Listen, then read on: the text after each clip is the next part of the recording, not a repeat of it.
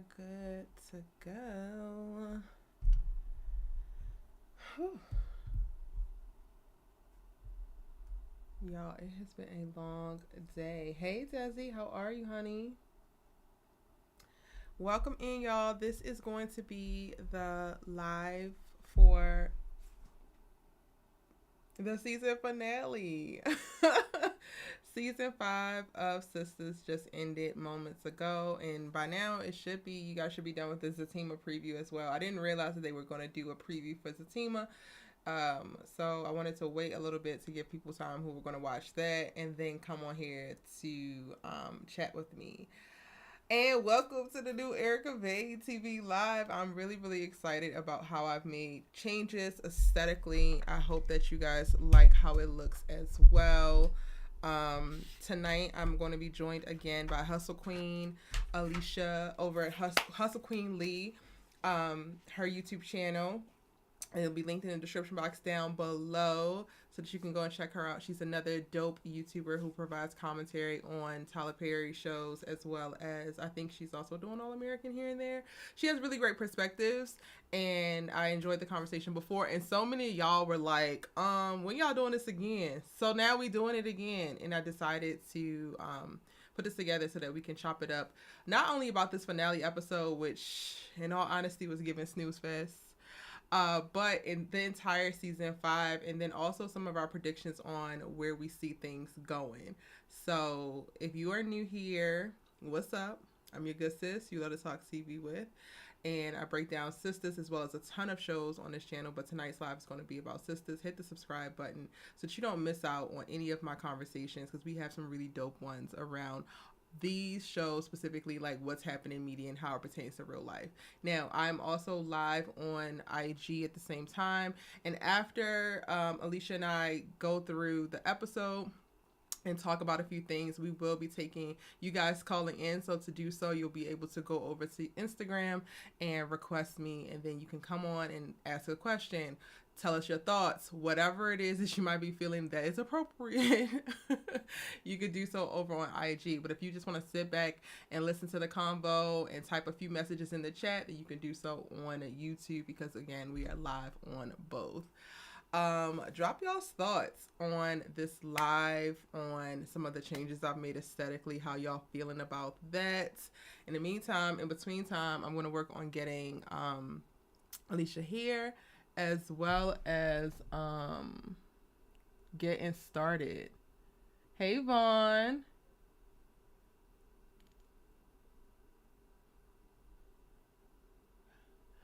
Hey, Egyptian Queen. Mimi Loves Peace. What's up? Angie, what's up? Member Desi. Desi Acosta, what's up, honey? DNC Greatness. Real Estate Shashi. Hey, boo. Hey, Tracy B. You liking this Mimi Loves Peace? It's so much more to come. I'm just so excited. Like, I need to be creatively challenged and express myself creatively. So, like, I've tasked myself with revamping and bringing up the production quality of my lives. So, I am so excited for these new looks, okay? Save Sister 1965. Okay. Hey, boo. Hey. Who we got? Cheryl's in the IG live. Hey, Sequel 5. Vaughn. Hey, Natalie, how are you, honey? Okay, perfect. She's here. Let me go ahead and request.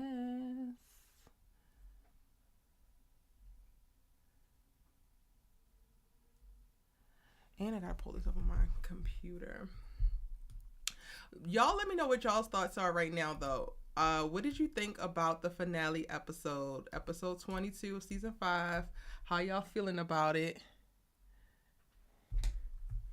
Drop it in the chat while I get this pulled up real quick. Let me bring that all the way down. Can you hear me? Oh, my earphone's not hugged. Hold on 1 second. Let me connect.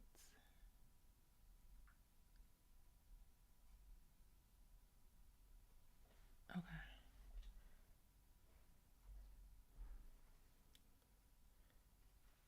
Hello? Can you hear me? Oh, okay, perfect. Now it's in my headphones. Perfect. Yes, yes, yes. Okay. Let me pull this up on my computer real quick so that I can get you patched into the YouTube.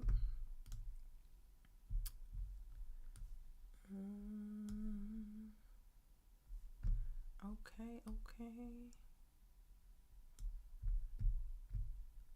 Perspective plans. Hey, you love it? Okay, awesome. Tamika, hello. Welcome in. Welcome, welcome, welcome. Tracy, welcome in. Wall 46, welcome in. I'm really excited to do this live. And y'all, like, so many DMs came in. Like, y'all got to do this again. I'm like, okay, you ain't say nothing but a word.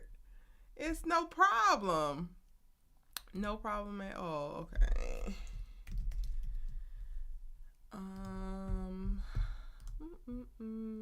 All right, y'all, bear with me 2 seconds while I get Alicia, Hustle Queen, Aline patched over.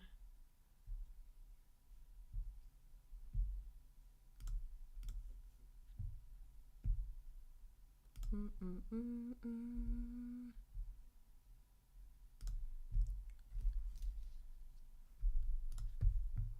capture.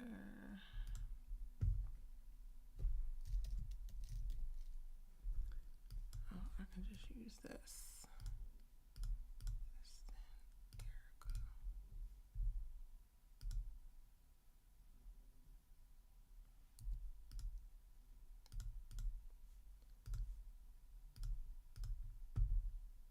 Now it should be. Okay, here we go.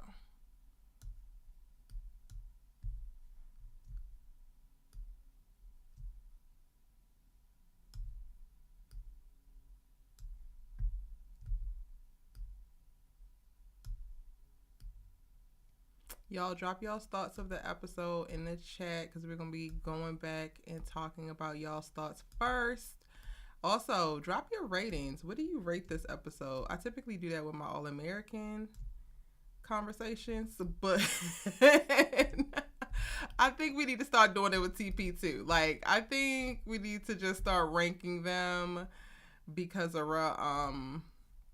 yeah, like,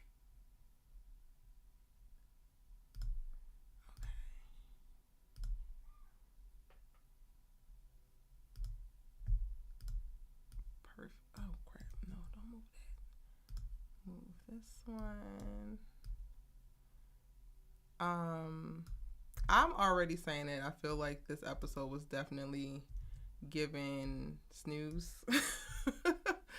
But I kind of predicted that, and I said that in my live breakdown. I mean, in my episode breakdown previously, because it just feels like that's what he does for the finales now. He did it with season 4.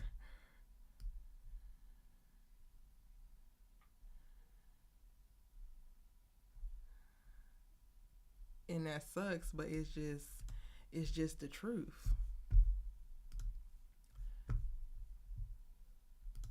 It just happens to be what it's gonna be. Hope for me says it was lackluster, but I was happy Karen ain't pop off. Why everybody think that Karen is always gonna pop off? Just because what Tyler Perry put her ass through?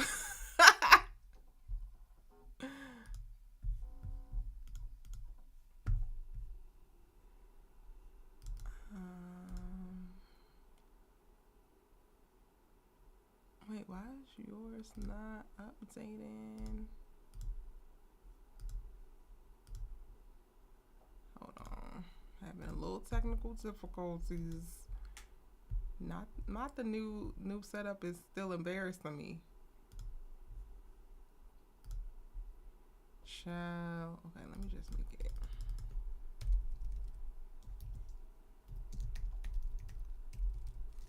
And I started watching that Zatima preview, but I was like, it's gonna be on at midnight. I'm gonna go and watch the whole episode. I don't have time for this. They on some foolishness. I what exactly are we doing? Why are we doing it? I never asked for any of this. Like, you really could have kept all of it, sir. Like, I promise you, we would be fine. What, like, mm, child. Okay, I think I'm almost there.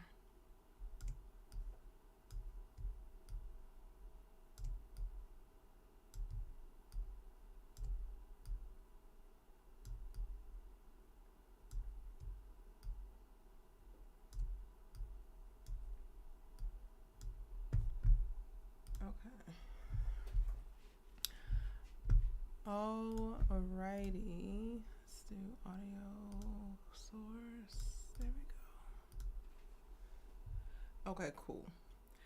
Alrighty, y'all. I'm gonna read off some of the comments, but first, let's bring up.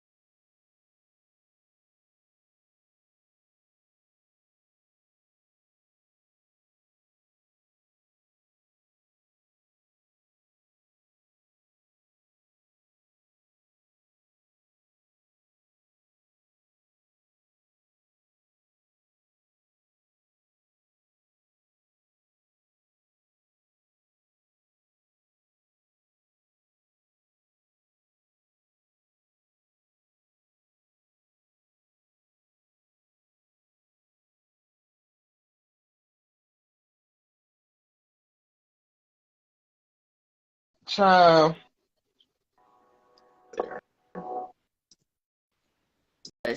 Each and every season. Now my favorite aspect, even though I liked it but didn't like it, I did enjoy the fact that the women reached out to Danny in a way that I felt they were very sincere and they were concerned. Even though I think Andy was a little snobbish when she opened up initially to Danny, I didn't like how Danny responded to them. I don't like how she responded, but overall, I mean, 3.5. That's about the best I can give them. I'm gonna go ahead and give the episode a 5. Okay. Okay. Yeah, it's like half there because it had some elements. I was like, okay, we're moving forward. I really appreciated the Zach and Karen moment. Everybody's like, I'm glad she ain't pop off. I didn't even think that she was gonna pop off. I feel like she's done. And with the escalation of even more things, I think like the argument with Andy really solidified. Like, I don't have time for this. I don't know what I don't get about what I'm saying, but I don't have time for it. And I really, really enjoyed that. I'm going to double back because I know we get to have this conversation. You be meeting me where I'm at in reference to, like, I have so many thoughts on Zach in that moment. The Fatima twist of like her doing this to teach Zach a lesson, I was like, okay, that's a different approach.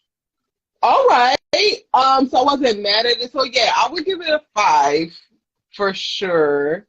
But I totally understand your 3. Like, I get it with your 3. Because there's also, like, this was the season finale, and you would expect a little bit more fireworks. I was honestly hoping we got to speed up to Karen in this fire at this point so that we could start season 6 with it. But, like, clearly we didn't get that. So that's going to be, like, a small build-up and then maybe a mid-season thing, unfortunately, because of the timeline with Tyler and this. Yeah.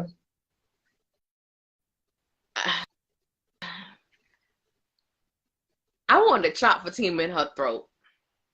I wanted to chop Fatima in her throat. And this is why, right? Like, I like Fatima, but I have beef with Fatima. My beef with Fatima is, now you're deciding to stay with this man in the midst of these baby mamas and the situations like that.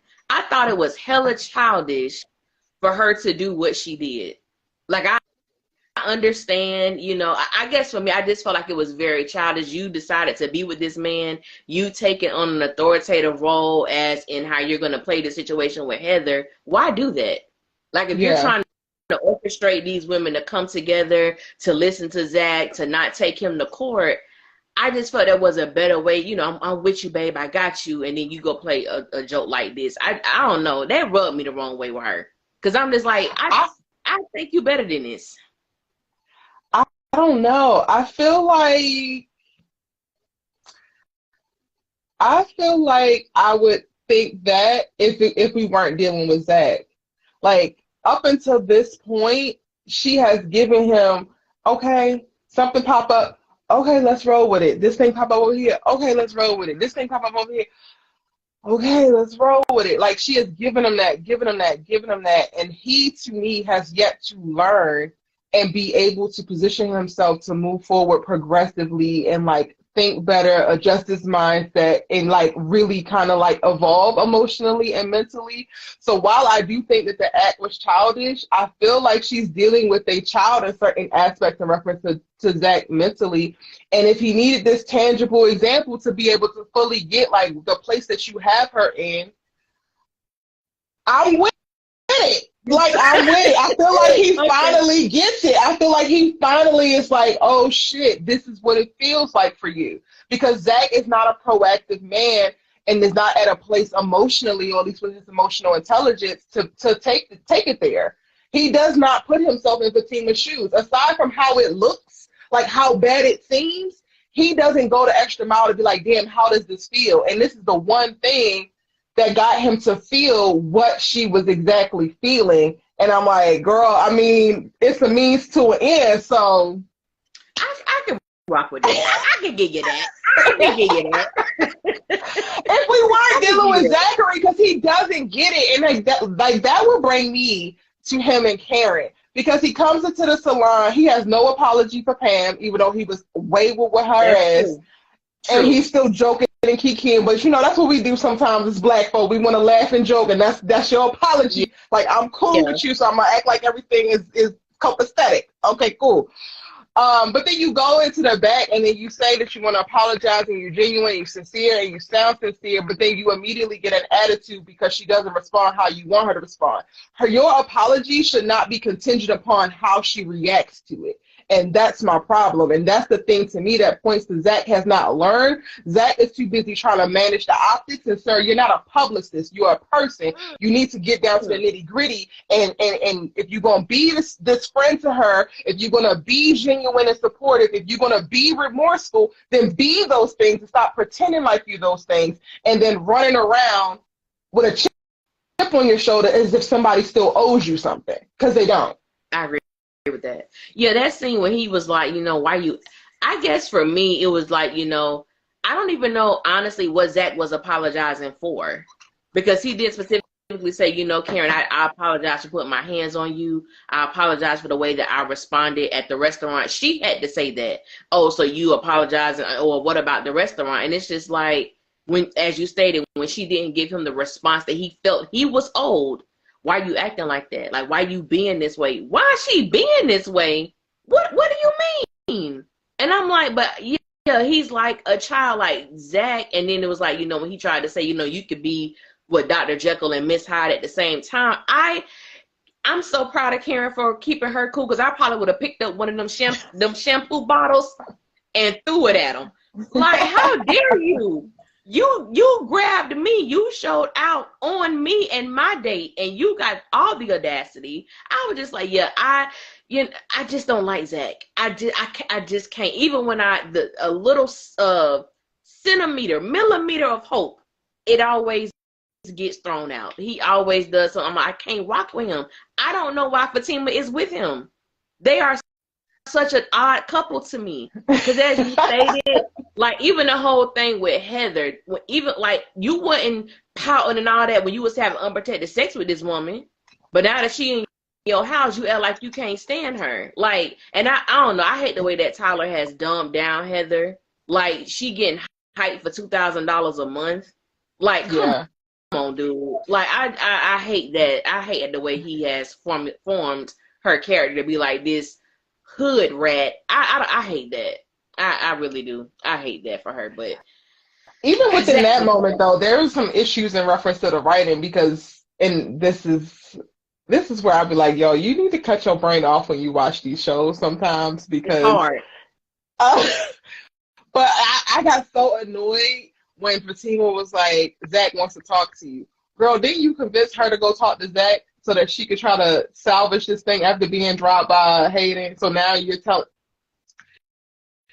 Yes, continuity, Mr. Perry. I'm with Continuity. you. I'm with you. Then when she sat down, what is this about? Girl, she told you why you was coming over. What you mean what this is about? I said, look, and I have a hard time too, and like you, because I am a writer, and there's just certain things that irritate me when I'm watching this show, especially continuity is like number one.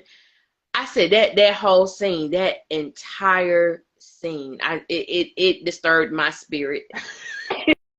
It disturbed me. It really did. It disturbed me.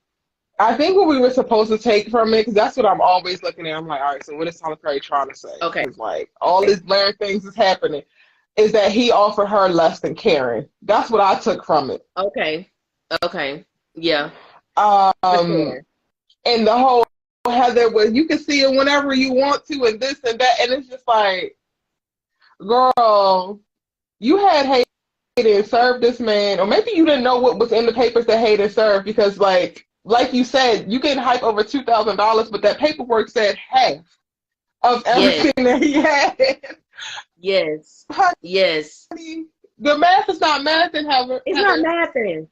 Because at first I thought Heather was going to tell him to kiss my ass for that 2,000. That's what I thought she was finna say. But then she was like, oh, I'll sign right now. I was like, are we being punked? I know this not her real reaction, especially as you stated, since Hayden told her you can get half, you can get the house that Zach had, like you can get all of this, and then for her to get so hyped over 2,000 a month, I'm like, no, that doesn't even sound. Yeah. No. That was definitely Mr. Perry wrapping up that part of the storyline so we can usher in Zach is gonna be a great dad. So like, let's let it go. And I want to see my son. Shut up. I was like, shut up. You don't want to see that, baby, because if you did, why didn't we lead off with that? We're talking about everything has been about money, and I hate the fact how he was trying to make it seem like she was all money hungry when in actuality you're doing this to protect yourself. Mm-hmm. This is the first time I ever heard him say he wanted to see that baby. Everything was like money. I want to protect myself. So Zach,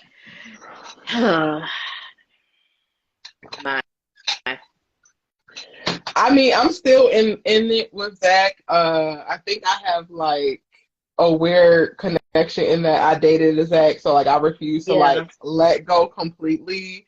But I'm gonna forever call him on his bullshit. So like, absolutely. I get it. Absolutely. I think him as well as Fatima as characters, they are shifting into a very tricky place. Like at first it was just Zach with all of his stuff that he has going on. And while in this episode, Fatima didn't have a bunch of drama or extra stuff, we have seen over the course of this season her go to places that we just never thought that she would go to, and her character kind of devolved. You want to share with me where you're at in reference to Fatima and how you regard her leaving season 5?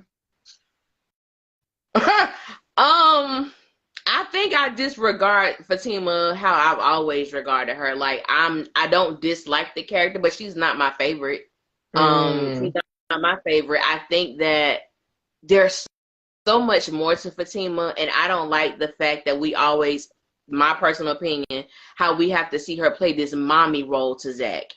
Like I do understand that he has mommy issues, but she plays she's like she's an authoritative figure. Oh, you don't know how to handle these women with child support? I'll take care of that. Come in, girl. Sit down. Oh, and if you don't sign these papers, you ain't getting. Who are you to tell her that this ain't your money? Y'all not married. And for me, like I do understand she's the fiance, but in a lot of situations, I feel like Fatima oversteps. And in my mind, I can't imagine any woman sitting there taking Fatima talking to them like that. Like I don't think that's a real representation. And I think that Tyler. And sometimes I even think about, and this would be my own way of thinking, like that Tyler likes Crystal so much that he writes her in a way where she really does not, like she always comes out shining. She always comes out polished in these situations. It's never like, people was kind of looking at her crazy with this whole son thing. Then it's like, oh no, I'm just joking. Like nothing, she can't be stained. And that's the one thing that I don't like about that character, because she does have her flaws just like every other character, but it's like, it's only a teeny winch. It's only a little bit. She's completely set aside. We see what these other women deal with, and Fatima in the ranking to me is just, she's in like a league of her own, and that I don't. It's hard for me to connect with Fatima as a character. Like it's hard for me to connect with it. I think like when she first came on the scene with Zach, and I would see people like, oh, Fatima ride or die, Fatima this, Fatima don't, she this. I'm like, I'm finding it hard to connect with this character. Like, not that I found myself connected with the other ones, but they seem to be more believable to me, even though they always in some darn drama. Fatima, on the other hand, I don't connect with her in that way. I think that's why I really don't like, I don't really like her like that. Like, I mean, I like her, but I don't vibe with her like that. Right. But it's the same, you know, she cool, whatever. You know, she cool, whatever. But I definitely agree that she has been the least impeachable of the girls, which is interesting. And it has really honestly been up until season 5 that we've actually been able, season 5 and Fatima, that we've actually been able to see an insight into anything that makes her at least a little bit more relatable. I don't know how I feel. I loved Fatima as a character, have loved her from the beginning. However, things started to shift for me. Thank God this baby isn't real, and that's not how she regards it. But this was also a chance for her to disclose or prep the conversation around her abortion, and she chose not to do so. And I'm just like, so we taught Zach a lesson. However, y'all are supposed to not have any secrets and be able to communicate about everything. And all of this time has passed, and this conversation is still not coming up, even though there are situations that are giving you a great bridge, borderline positioning you to lie in reference to keeping it from him. I don't know how I can like continue to ride knowing that, because that part of it gives, aside from like the mommy position that she takes within their relationship, it also gives a little bit self-righteous. Yes, it does. And I think like with Zatima, with the whole abortion thing, that was, I'm not gonna get personal, but I connected with her in that moment because I had a similar situation personally. And I just feel like, you know, with someone that I'm going to spend the rest of my life with, that is something that I would want him to know, because there could have been complications. Maybe you can't even have children. Like, do you even know if you're able to reproduce? Did you have any scarring? Did something, you know, like, I just feel like that was a moment where her and Zach could, like, I would have appreciated the moment more. She was trying to teach him a lesson. Like, if she would have did that, and then like, okay, that's the leadway into me having an opportunity to be vulnerable with you. Because like the vulnerability she showed with Ian, even though it wasn't for him, it was due to the situation. I don't know if she's ever had that kind of moment with Zach. And I want to see that. Like, I want to see that happen between, like, make me believe, because I think the last time we did the live, we talked about, like, it was hard for us to, like, when did they fall in love?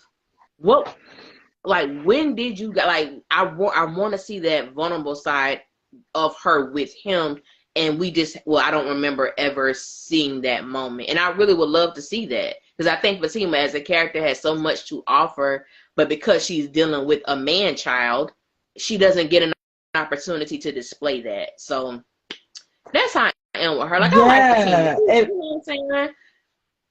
That just honestly brought up something else. I'm just like, okay, girl, you want her to disclose, but then it goes back to, we're also dealing with Zachary, and part of me feels like, I don't know if she's safe to.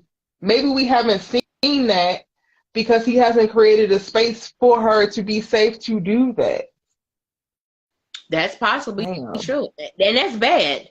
That's That's bad, because you vowed to spend the rest of your life with this man, and okay, girl, you want her to feel comfortable to share that is something that is so, like, so sacred and so deep and so personal, and she doesn't feel comfortable to do that. That is a whole nother conversation.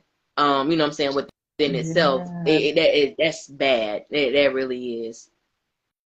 How y'all feeling about Fatima? In the chat, people are saying Fatima is a bully. Same sister since 1965 said Fatima is a bully. I felt Fatima that way. baby daddy Frank gave me a headache. Drop y'all's thoughts on hey Kenya, drop y'all's thoughts on Fatima in the chat. Hey Vaughn, what did Vaughn say? That scene worked my last nerve with Zach, Heather, and Fatima. A couple of scenes to me were kind of lazily done. And I was thinking while I was watching, like, I really wish Tyler Perry would like go there. Like he brings up certain things, but then doesn't go into depth with them. And like this is gonna be kind of like, I guess, my segue into the conversations with the girls going over to Danny's house. Mm-hmm. It was so much information dropped there, and then no breath, no time to unpack it, no time to actually give everything what it actually deserved. Even Danny, like, if she's running, cool, but, like, her dropping those things, and, like, we never seen any kind of real breaking emotion, but it looked like Mignon was trying to cry, or, like, not necessarily full-out cry, but, like, drum up tears. But the way it was written, it wasn't really enough space for her to like sit in some of the stuff that she was saying. I was so frustrated in that moment because there was so many things happening between Mignon or between Daniela, reading everybody. Andy, I felt like has the wrong intentions pretty much at all times at this point. I didn't actually appreciate it. I felt like the most well-meaning person in there was Karen. And not because I'm biased towards her and I love her, but just because the way that it panned out, I do feel like she was the one speaking to be the most genuine. Sabrina, to know what she know and to come in the way she did, she provided no buffer, she provided no support, she provided no ease in or nothing, and she has the most information out of everybody, and you just standing there like, yep. Andy comes in hot like, why you got strangers up in your bed hole? And you just standing there like, yep, no, that's not how this actually goes. And I know that you said that you felt like they were sincere and genuine. However, I feel like the way it was written, it did not give off like they were actually, as a collective, sincere and genuine. Because if we coming in and it's an intervention for our homegirl, and once you drinking and smoking too much, we're not asking for a drink before we start talking. We're not doing it. Second, we're not launching into attacks, basically. We're actually seeking to understand. And I was so frustrated by so much of the dialogue in that, because while she could make great points about all of you hoes been hoes, we all been doing this, like all of that could be great, but then we like brush all past it. I think we got maybe 15 minutes in this whole scene, and then we were out to go and watch some other dumb stuff. And I'm just like, Tyler Perry, this is the episode right here. Why are we leaving? How you feel about it? I agree with you. So let me say this. I think that Tyler wrote for their intent to be compassionate. Like we're so concerned about Danny, so that's why we're going over there. But I feel like you. I feel like I didn't like, for one. I didn't, like I stated earlier, I didn't care for Andy's approach. I want to bust Andy in her mouth. Like I don't even like Andy like that. And same way as you said it with Sabrina, I felt that Karen. For anybody, let me just preface this, is not because I'm biased or I'm a Karen lover, even though that's my dog. I felt that Karen was so sincere because I believe that the relationship, even though her and Danny do have like a weird dynamic, anytime she needs honesty, she knows that Danny is going to give it to her, especially when she was going through the situation with Zach. I think that Danny was very concerning and caring as she relayed information to Karen. When Karen was speaking to Danny, I really felt like I don't want to see my girl go down this road again.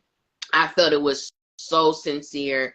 Sabrina, it's sad because sometimes it feels like Sabrina just be taking up space, even though she is an intricate part in the show. It's like, what are you there for? Like, really, what are you there for? So it's like I could understand. And as you stated, who come in here? Where the drinks at?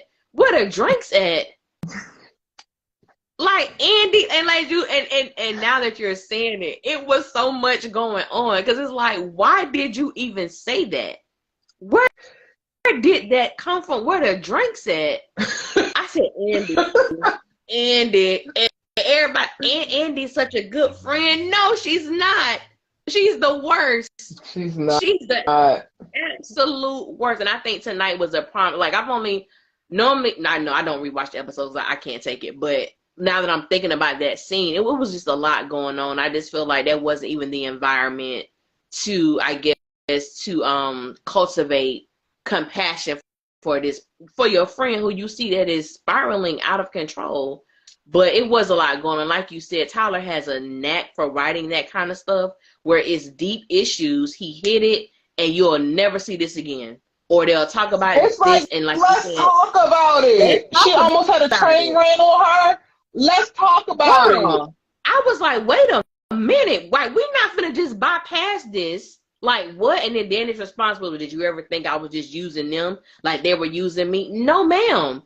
You had traumatic situation after traumatic situation, and you've never dealt with it. And I hate that Tyler writes her character like that. Like, she's not just some hoe. She's not just some loose chick.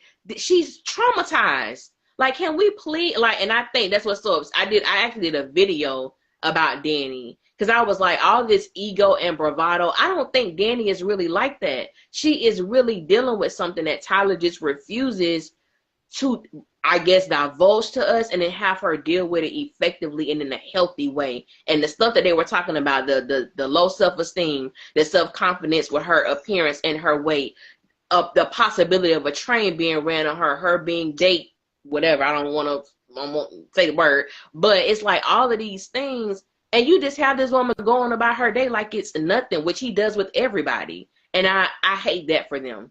I really do, because they never get to deal with their, and even the stuff that she brought up with all the other girls, those are traumas that they don't even deal with. I'm like, when we gonna deal with that? I guess we not.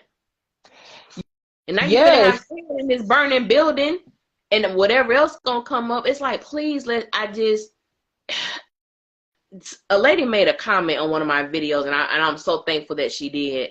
And she was like, Andy can't really be a friend because Andy hasn't dealt with her own trauma. And I said, thank you for saying that, because Andy, even though she gets on my nerves, but it's so easy for me to detach from the fact that the humanity of these characters sometimes, because it's a situation after situation. Oh, that happened too, dang. And then we just move along with them and we never see them process it. So sometimes in my mind, like that stuff with her and Gary, like this man squeezed her till she was unconscious. She couldn't breathe. And she just laid up in the bed like it was nothing. Oh, is he okay? What you mean is he okay? This dude tried to kill you. And it's like, it's just situation after situation. And I hope we get to the point, which I don't know if we will, to see them actually deal with their traumas in a healthy way. Now that for me is not to say that Danny was in the right at all. She was deflecting to the max. Okay. Anytime your friends come to you talking about, hey, hon, let's talk about what you got going on because I don't think it's healthy for you. Well, ho, you ate 6 pieces just yesterday, and I seen you. That is a problem. It's a problem. That is a problem. It's a big problem. It's a big problem. I'm criticizing Tyler Perry dropping off all that information on all of these girls that are warranted to like explore and gives us places to go with other episodes. But the fact of the matter is, Danny, you actually do need something, girl. But at this point, and I've said this in previous videos, we don't know what the hell you need, honey. I know you don't know either, but you're gonna have to try to help us out somehow, some way, because the way, at least that she's written, it's not clear what anybody can do next. At least I agree with that. How are you with, like, if you ever had a situation where your friends had to do like a Erica vention, or if they had to come to you about something, like, are you defensive? Are you receptive? Like, how would you have responded to that if your friends truly came to you where they were concerned about your act? Because I had a situation like this happen to me, where my friends were concerned about some actions of mine. How do you think you would handle that? Or have you? I don't think I've had it happen to me, but I've done it. Okay. I would like to believe that I would not be defensive. But for me, with a lot of things, I'm always like thinking. So I'm always trying to figure out what people's intentions are. If I feel like you don't have the best intentions for me, I don't give a damn what you're saying. Like, it could be the truth, but you will kill me tomorrow. So absolutely not. But I do have really close friends who can tell me anything and then it'll hit me, but I'll sit with it and I'll get mad, but I'll hear it and I'll sit with it and I would take the time to process it. I think if it was me in that moment, you probably wouldn't have heard anything from me. Like, I wouldn't have, because I feel like Andy is not actually a real friend. So I probably would have spit back because I don't trust your ass. But when it comes to like Karen and Sabrina, I would have gone mute because I was offended, hurt, taking it in, not trying to lash out, but getting very angry. I think that would be my response within that specific scenario. Gotcha. Okay. What about you? Me, when it was done to me, I was 21 years old, and I was wilding. I talked about this in my video about Danny. Like, I was in college. I don't know what happened my junior year, but I got off the chain. It was bad. Like, it was bad, and I can admit to that. And my friends was like, yo, we kind of worried about you. It's a lot of guys. You know, a lot of things you're doing. And they were right. And they were right. And I told them, I'm like, you guys are right. I'm not ready to stop what I'm doing.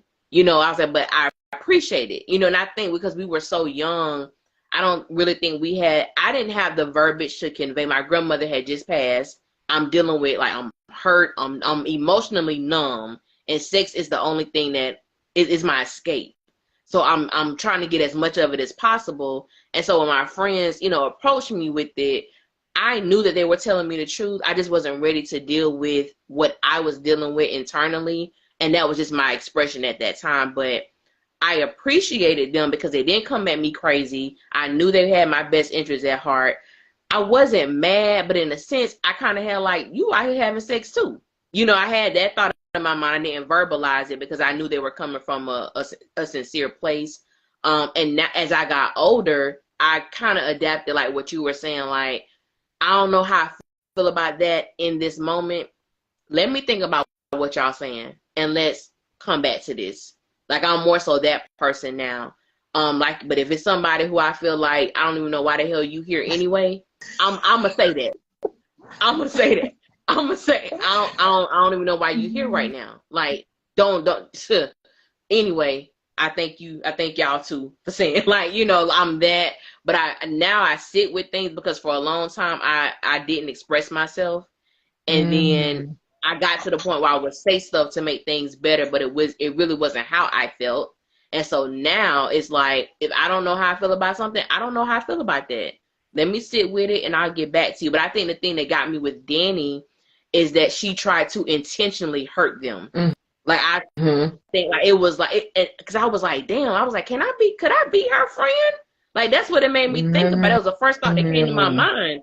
I was like, could I be a friend to Danny? And I said, God, I don't know, because God is still working with me. And I think I would have literally said something to try to destroy her. Because I'm like, I don't take, like, me personally, I don't take well to stuff like that. Like, I don't take well. Like, I know you may be, like, in a vulnerable state. I can even understand you coming at us crazy, but trying to take a dig at me in a place that is sensitive for me, I don't know if I can rock with you like that. I don't know, because I feel like, dang, Danny did that now. Shots were fired. Automatic. I mean, if I'm going to speak about any of them that I probably would say is warranted, is Andy. Yeah, well, I agree with you. Because I do believe that Andy started it. But, like, to Sabrina, well, what did she say about Sabrina? Did she say anything about Sabrina? I think she thinks Sabrina's sleeping with Bio, but she's not. Oh, okay. But what she said to Karen, I was like, Okay, girl. Oh, I don't know. yeah. It just depends because at least now, this evolved version of Erica, Mhm. I try to keep the mission first and foremost. So if I'm coming and I know like I'm trying to help you, then that is going to be me putting aside my feelings in the moment. So if you start sending bullets back, I'm going to just slide to the left, slide to the right, and know that it's coming from a place of like, okay, girl, you just want to fight the funk in reference to the real. And I'm going to try my best not to take it too personally. But I do understand that as well. And I think that that brings up a really great conversation piece to go to of like, if these girls should actually still be friends, for us to be in 5 seasons, I feel like one of the things that happens within friendships is that friendships break up. And we have yet to see that happen. And we probably should. There should be moments. Like I was getting so excited with the idea of Andy and Karen not being friends for a while, if not forever, but like not being friends for a while after the whole steam plant incident, because that is what really happens. Is those type of situations that help you decide like, yeah, girl, I can't really deal with you because you move too funny for me. And like let's see that and like let's move on. I think that this whole thing with Danny would be a time if it's a group of friends that you know what, I ain't even gonna be able to do this because I'm here trying to help her, but my ass is also pregnant and dealing with my own and has had my own day, and I don't need her.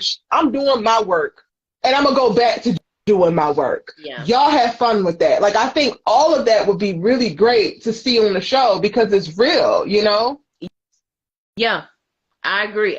I want to someone in because I got YouTube pulled up. They asked, so how should they deal with their trauma in a healthy way? They need therapy. Like the things that these women have dealt with, they need therapy. The fact that Karen witnessed what she witnessed in her shop, the fact that we have seen Danny with this situation with Jonah and now Q, the stuff that they need therapy. And I think that therapy should be something that should be implemented on this show. I don't think because these women are not in a position to me to give any type of advice to bring forth change with the other. I just don't see that with them as a friend unit. I'm like, but they really need therapy. First, acknowledge the fact that there are, because I hate the word okay now because Tyler uses okay, I'm fine, like it's, I don't know, it's used so much. I'm okay, I'm fine, I'm okay. And it's like they're not okay and they are not fine. They really do need to deal with these things healthy. And for me, some people may say spirituality or their religion or whatever you have to do. And it's like something that you said, Erica, I think it's a small word, but a huge word, the evolved Erica. Like the things that these women are dealing with, my friends came to me when I was 21. I'm in my 30s now, and I'm looking at these women like it is hard to believe these are 36-year-old women like this. Is like now if they were like 25, I would believe it. But they're 36 years old. So it's like, I don't know about this. I don't know about this now. I don't know. Or even like counseling, like, and a lot of them jobs, they offer you 6 free sessions before you got to pay for it, depending upon the type of job that you have. I'm like, I know the airport got to have something like that with all they, like, I just want Tyler to, or at least have them to effectively acknowledge what's going on with them in a real way and not be passive about it. Like I just want to see those things happen. That's where I'm at with it. Like I know that they need therapy, but we're probably not going to see every single character go to therapy. Right. Give us one, and then give us the conversation with another about how they're resisting it. And I think that will serve the therapy quota. I think how these friends show up for one another, and I do think that they can still give advice even though they're in a broken place themselves, if they're doing so with the purest intentions and with honesty of heart. Like I think, and y'all might hate me for it, but I don't give a damn.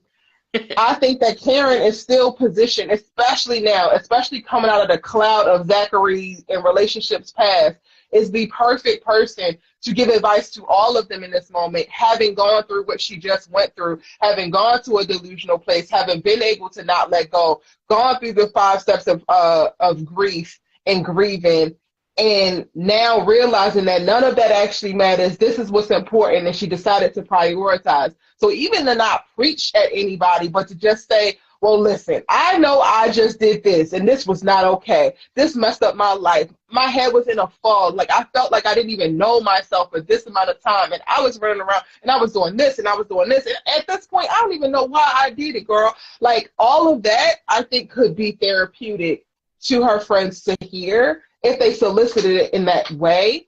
I think also the advice that they could do, or the support that they could do, is by holding each other more accountable. Like, I don't know about you, however, for me, there has been people who I've grown up with, friends who I just knew were going to be in my life forever, and they asses is not here now. And it's because of their lifestyle choices. It's because of their mindset. It's because our asses are not aligned. I think this friend group, while y'all came together in college and y'all identified, maybe because y'all was all hoeing and you just wanted to make sure that you weren't hoeing with the same Negroes, and y'all just randomly got cool and swapped cards like Pokemon. Cool. What is keeping y'all friends now? Because at our age, it's aligned lives. It's aligned mindsets. It's consistent behaviors. And this friend group hasn't figured out where the hell they're going as people. And that needs to happen. Like, that is how they will each help each other. Like, y'all have to figure out where's future for y'all. And then whoever's not on board this boat got to go. And that's cool. Like, no love lost. I really feel like them holding each other more accountable to the shit that to the stuff that don't jive with you and how you live would do wonders, because then you put people in a position, unfortunately, to give them an ultimatum of like, do better for yourself or we can't be friends anymore. Because, and for me, I have one who just still sits with me today of like, I don't talk to this woman. I will not talk to this woman. I don't wish any ill will on this woman at all, but your lifestyle choices were becoming detrimental to me. I'm giving you my car to go check after this Negro. I'm dressing up in all black and outside somebody's house. I'm running up on girls, and I'm doing all this in the name of being a down friend with you, and I'm going to ride. Meanwhile, my mental health is getting wrapped up in all your poor decisions with this Negro who is showing you that he don't want you. He don't love you. He don't respect you. No. Wow. I can't do it. So if this is where you're going to stay, if this is what your life is going to look like, if this is what you want for you, I'm sorry, baby, I love you, but this is not what I want for me. We got to have some distance. I agree with that. I have some too. One of my friends had joined in. Hey, Sasha. We've been friends since freshman year of college, and one of the things is too, you're like 18 years old. So a lot of course, the dynamics change. People are married now, people have children, and the dynamic changes. And it's just like, and then there are some people I have where it's like, nah, we don't rock like that no more. And like you say, I want everybody to be happy, successful.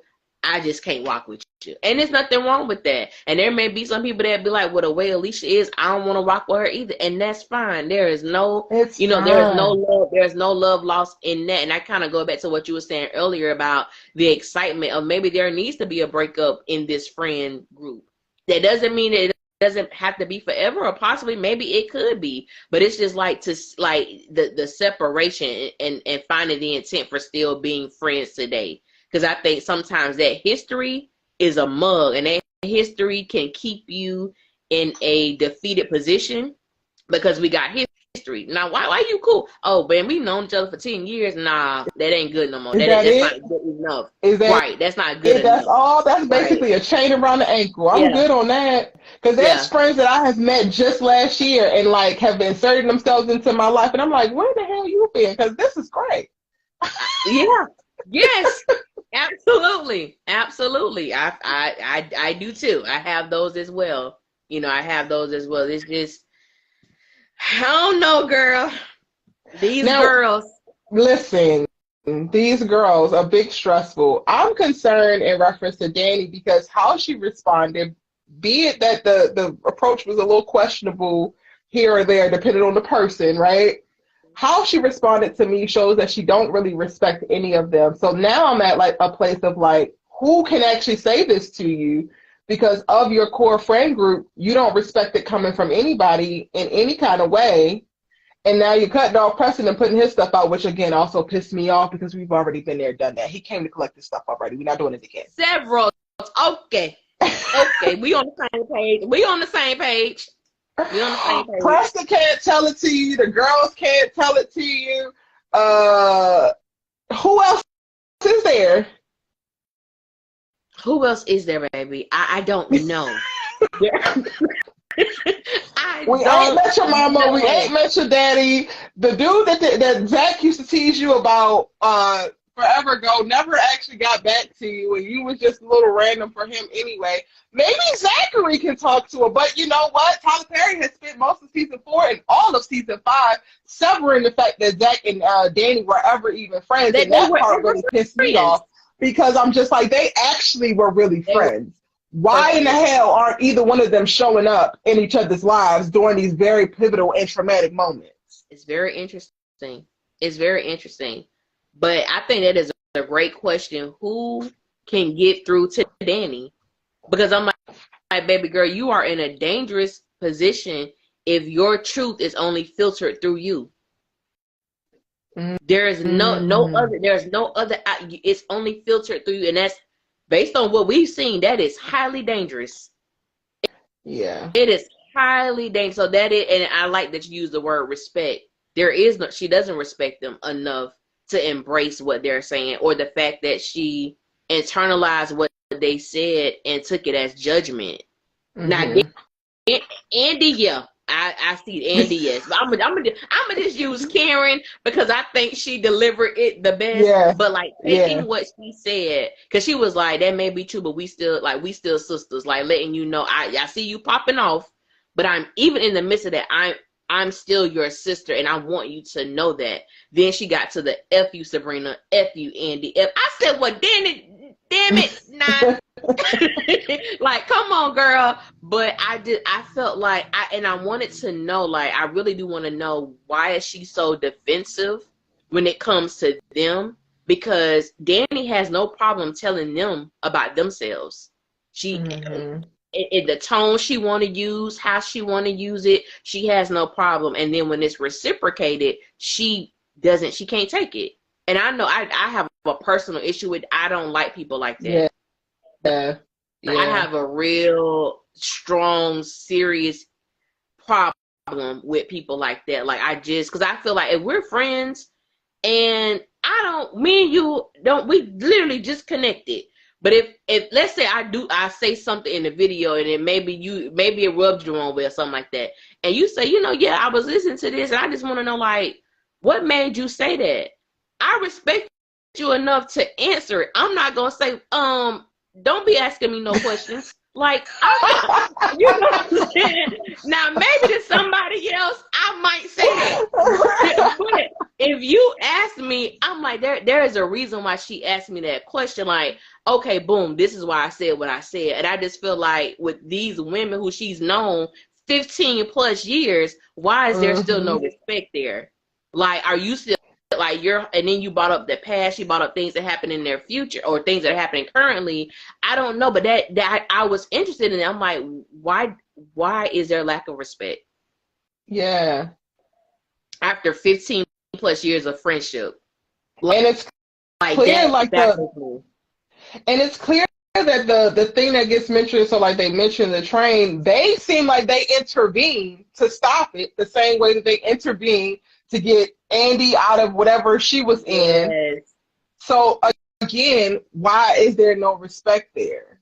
And honestly, the point that really should be made right now is, if there is no more respect within your friendships, maybe y'all should not be friends. Yeah. That's what I'm saying. They need to break up. They need to break up to make up. Break up. It's okay. Yeah. And then I'm wondering, okay, is Karen's situation going to be used to bring them together? You know what I'm saying? But it's just like, I don't want that to happen. Don't let that situation. I want them to deal with break up. Just be concerned, but break up. and then, like you said, find your intention for being a sister circle. Because I know the show called Sisters, and sometimes that is a joke. Sometimes I'm like, okay, all right, sisters, but I don't know. I don't know who she respects. We don't know, like as you stated, we don't know much about her family. We don't know much about her other than the fact that she's from Detroit. But we don't know anything else about Danny. Like, does she have siblings? Are these? She don't have nobody else. Nobody other than these women. Yeah. Don't respect them. And maybe the whole Karen thing is going to be used. I'm going to tell you, I cannot wait for it. Like, I cannot wait for it, because the way that people have been dragging Karen on this good hair internet for the last year and a half, 2 years, when I tell you I cannot wait to have a moment, I don't know how long it's going to be, but have a moment where she's supposedly gone or they don't know if it's actually her or not, and people actually get their wish of her not being there. You get to see the impact of her not actually being a part. It's actually going to play on this damn show. Yeah, because we just need to go ahead, and I know some people gonna be mad. I don't care. Ebony Obsidian, I'm gonna just say it. Ebony is truly, I believe KJ may be number one on the call sheet, but Ebony Obsidian is truly, y'all know the rest, carrying this show on her back. The star. She is the star of this show. Regardless if you like the character of Karen, it doesn't matter. The truth is the honest truth. But I do want to get the ladies are doing a marvelous job. The actors, they're doing a marvelous job, and I'm not taking away from anybody's talent. I'm not. However, what I am saying is I got to give Ebony her props, because we don't really see Ebony on social media like that because of these bullies and these people who be saying all this crazy stuff to her. And I'm like, y'all, come on. That girl, was she 26 years old? She the youngest person on that darn show. And I'm like, she got to deal with all this craziness. The youngest, she was what, 24, 25 when the show started? Really? I didn't know that. She's so young. Like, she's so young, and I'm just like, I just hate the fact that the fandom is as toxic as it is. It's just, it's super sad. It's super sad. So do I, and I've already been fighting those battles, and now we've adjusted because we've come into a new era. Yes, we just gonna stand our queen. We're gonna stand our queen, and who don't like it? What you can do? Cope, okay. But going to Ebony's character, Karen, in this episode, we get to see some interesting things play out in the parking lot of the salon. And she gets to witness it. How are you feeling about that scene? And then what do you think is to come with this storyline? Baby, I said if Aaron don't push Curly Sue, Aaron, you got permission. You have permission to push this woman, but no, because I'm like, she slapped him and punched him. She slapped the one time, then she hit him with a right. I said, my God, but you know what? I was like, okay. I knew this was going to happen. I knew we were not going to get the totality of who this woman was from Aaron in this scene, in this moment. I knew we were not. Asking Karen to trust, and people have mixed emotions about this, but I'm going to say this, because Aaron has been in the trenches with Karen. When he said, just trust me, I said, baby, just trust him.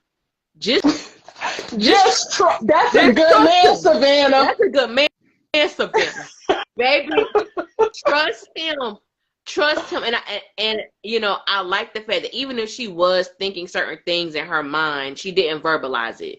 She didn't jump off crazy at him. She didn't, you know, how I'm supposed to trust you. And she didn't do any of that. So I am, you know, I'm grateful for that. But I was like, Jennifer, what is up with you, sis? Like, what is, and I was like, tell her, what she said, her come out here, her come out. And I was just like, tell her what you did. Tell her what what you did. What is going on? Don't trust them. I said, what? Somebody said they like when Aaron got a little aggressive. Let me tell you something. That may be a toxic trait of mine, but a man getting a little rah-rah. It'll do it every time. Baby. I love it. I love it. I love it. I don't mind that. I don't mind it. I don't mind. But I was, you know, Pam was always, Pam is Pam. Pam was always extra. I was like, Pam, not right now. You watch, Pam, but shut it up, because not right now. You are not helping. We got to watch and see this play out.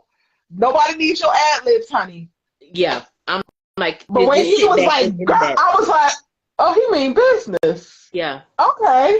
Yeah. Yeah. I gotta go file a restraining order. I said, baby, you know what? And I don't know, some people just don't like Aaron. Mm-hmm. But to me, he has proven time and time again, even with this particular moment, he didn't put his hands on that woman. He didn't push her, even though I wouldn't have been mad if he did.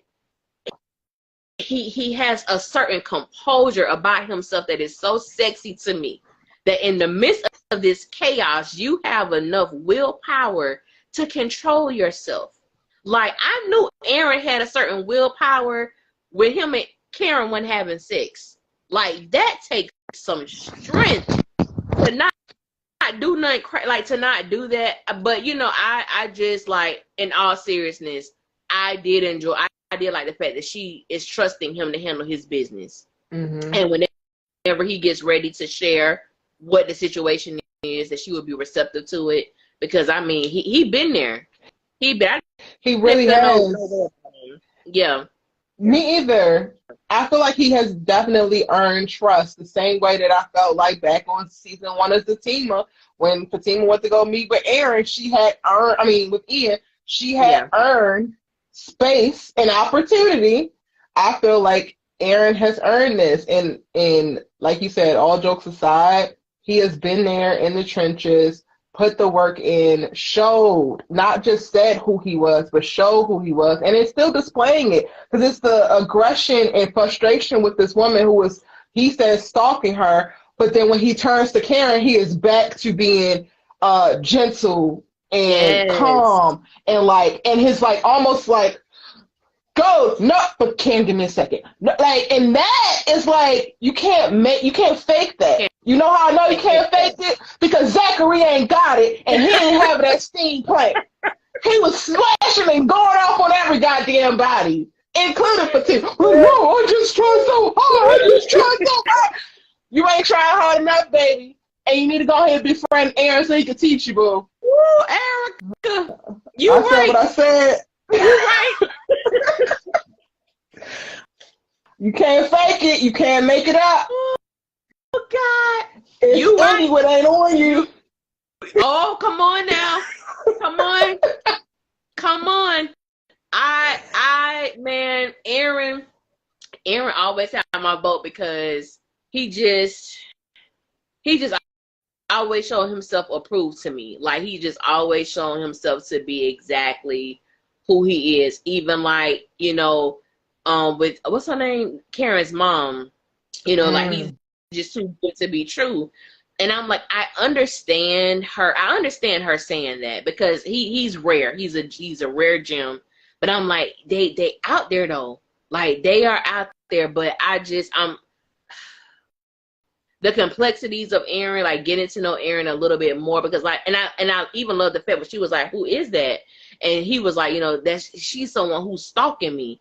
Like, the fact that you've been around Karen all this time and you've never brought this up to her. You've like, I want to keep this stuff far away from you. You already go. Like, I'll deal with my stuff while I'm helping you deal with yours. So it's like, I love that. I don't know. I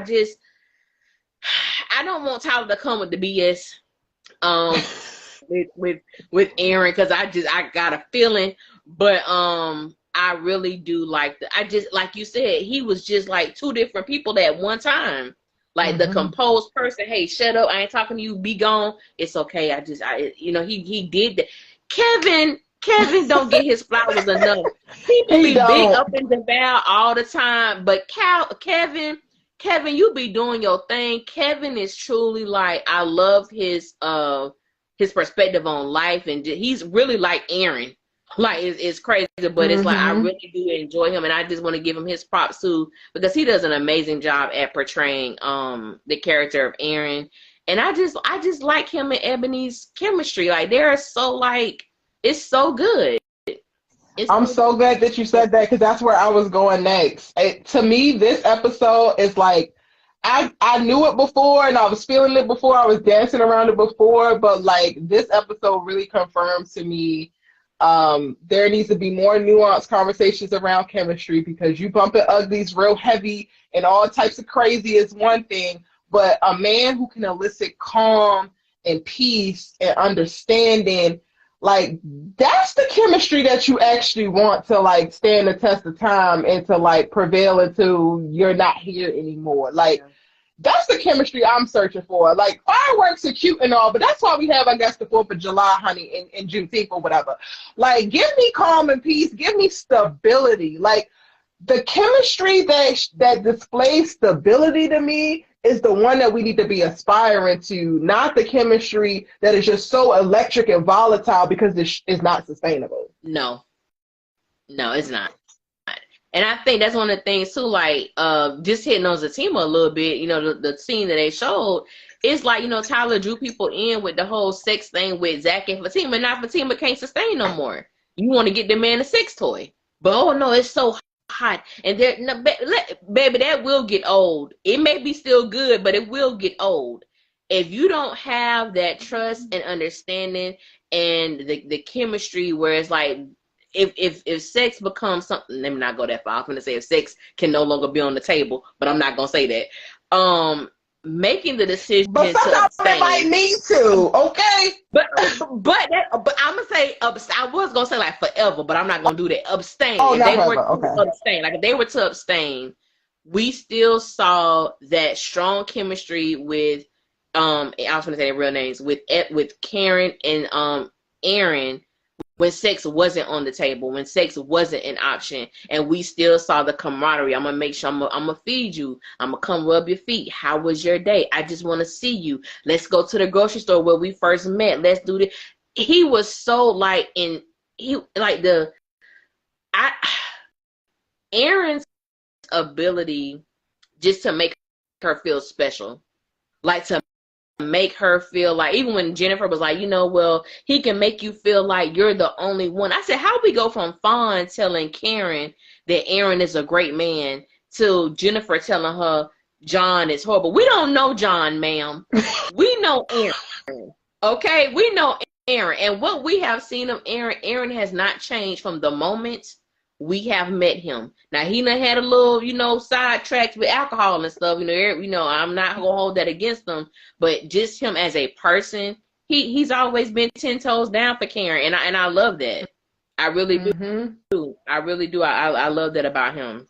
I do. I'm not even gonna hold you. I'm going into this first episode of season 2 of Zatima, and I'm just like, I'm expecting a certain thing because I've been in a situation that she is in, and if Tyler Perry don't talk about how physically this is not healthy, I'm gonna be pissed. And he don't get, if I'm not saying we gotta get to TMI, but like areas get raw, and like you can't just be, it's not functional for us. So I hope that we're able to explore that and like be real about that. We need to have those conversations as women and men.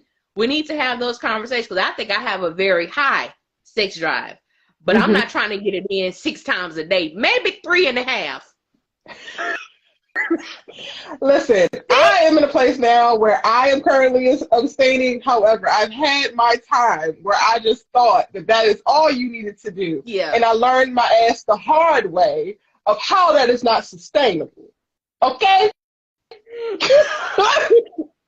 So yeah, like let's set some real expectations, because you're damaging the machinery, sir. You're damaging the machinery at this point. That is the truth. Men, y'all need to know that. Y'all need to know that, because you're doing the insertion. You know, you don't have the equipment that women have, and it's not fair and it's not fun. Like there has to be compromise, but trying to get it in 6 times a day, like he said Zach did, what are you talking about? You have absolutely lost your mind. But as you stated, I do hope that's how, like, do you have a sex addiction? Mm-hmm. Like, what is going on with you? Was sex the way that Zach escaped his mommy issues? Like, what's the deep? Because that right there, my guy, when she asked, has any other woman complained or anybody, I don't have a problem. No, sir, you do. Mm-hmm. You literally do. And she was like, we got to get ready for work. Oh no, I only need 3 minutes. Excuse me? Like no, something ain't right. Something ain't right. And for me, I'm torn now between, is he trying to get Fatima pregnant because of all of this to like lock her in? Or is it he finds all of his value in his penis? That is the best thing that he could offer. So that is what he's trying to overcompensate and use and do, because he cannot cultivate additional emotional intelligence. He cannot meet her where she's at mentally. Financially, yes, he's at this place where I can understand him still being insecure because you got a windfall. You really didn't like earn this. You don't necessarily have a full-fledged way on your own to expand it. You're depending a lot on Bryce to be able to make this go right. So the one thing that you have within your control is your penis. And are we using this to make sure that she know that regardless of anything else, orgasms are afoot? Like, sir. Yeah.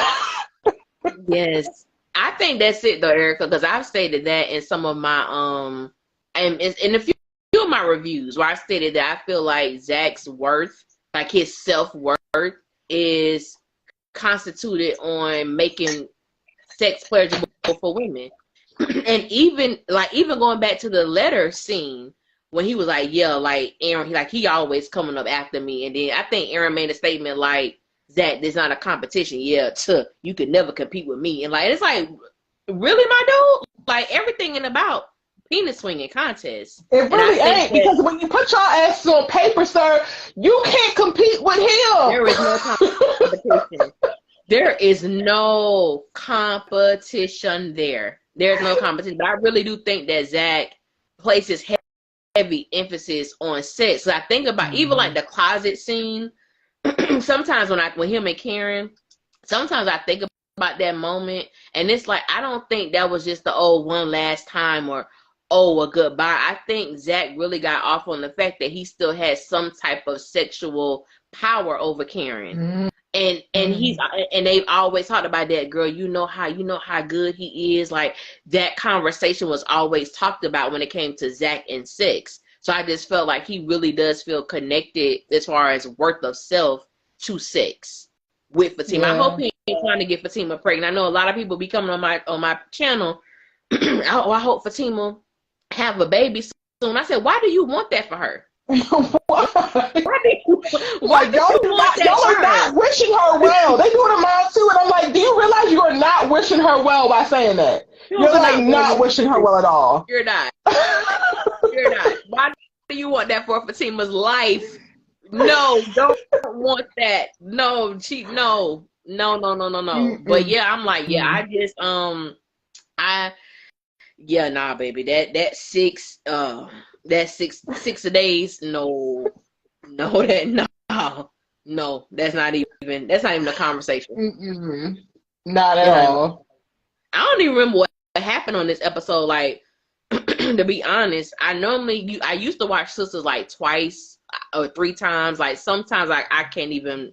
This is no lie. This entire season, I have not watched the episode twice.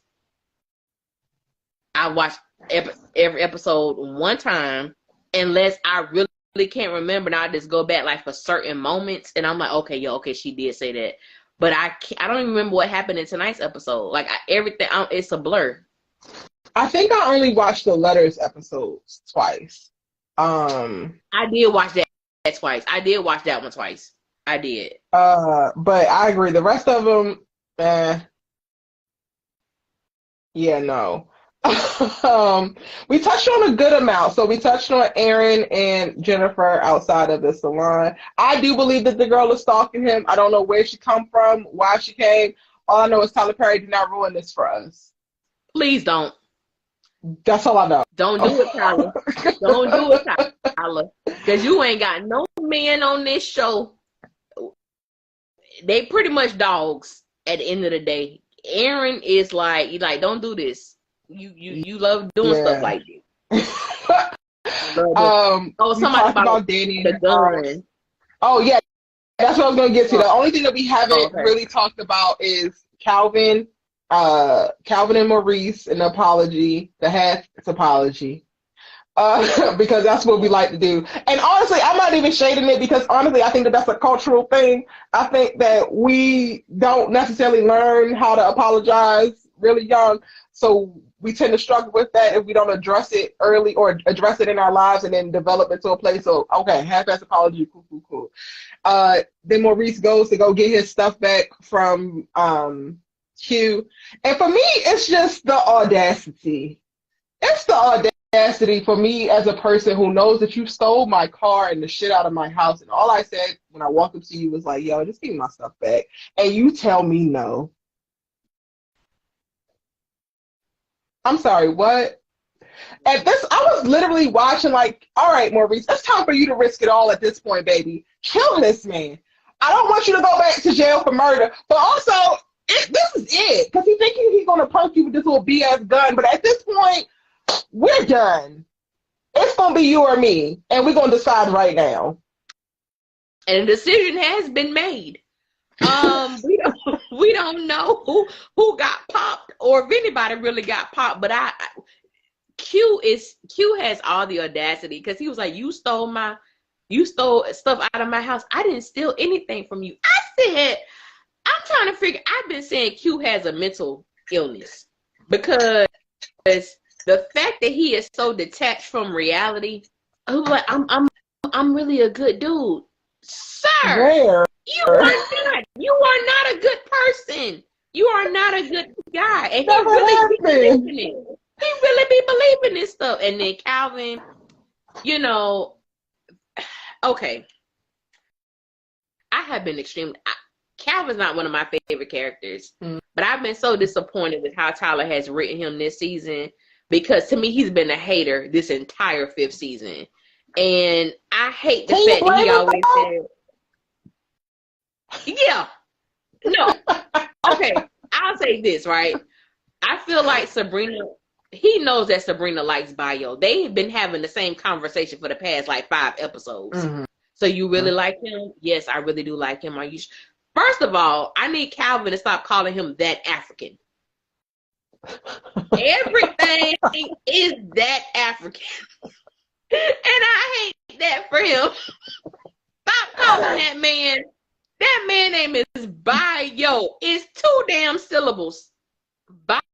Bayo. It's not hard. Tyler, stop making Calvin say that man that.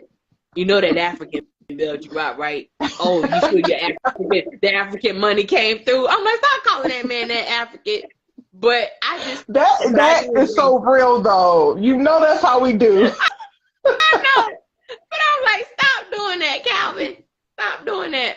But it's hilarious. Like I do feel like what you were saying about the apology between Calvin and Maurice or what have you. I'm trying to understand their friendship in a sense because I do want Maurice to be serious about some things because he comes off so aggressive to these people. Like even if you don't know how to apologize, my dude, I'm gonna need you to pretend. I'm gonna need you to make it sound sincere because you be coming at them crazy. Like he come at them like you want them to put them hands on you, bro. Like I would probably hit him with a 2. I would probably punch Maurice so quick that I would surprise myself because I'm like, you really be coming at people sideways, my dude. Like you really do. Like I didn't know. It was reaction. It was reaction. It was reaction, Maurice. I'm sorry, baby. But yeah, I would love to see him like truly apologize in a sincere way because I do think they deserve it. Even Calvin, I feel like he's deserving of a true apology. From Maurice. I really do. Yeah. And I Where was think Robin? that I'm sorry. All right, okay, you that said was the last. No, that was the last thing that we need to go to. So if you guys want to chime in and share your thoughts on the episode, come on over to IG right now and request, and I will bring you up to talk to both myself and Hustle Queen Lee. But before we do that, let's talk about the last thing from this episode: the Hayden, Gary, Robin-ness of it all. Yeah. Robin was missing in action, supposed to go get the money. Like, all of this whole is not believable at all. Like, no, it's not believable. In what world, Tyler Perry, does a associate at this law firm be in control of pressing a button or sending an email to something that's going to oust the partner from the action? Beef for real. Like, for real. The company in the office at the same time, and he's consorting with this person about it. NDAs are signed, sir, when in positions like beef for real. Like, for real. Beef for real. Like, for real.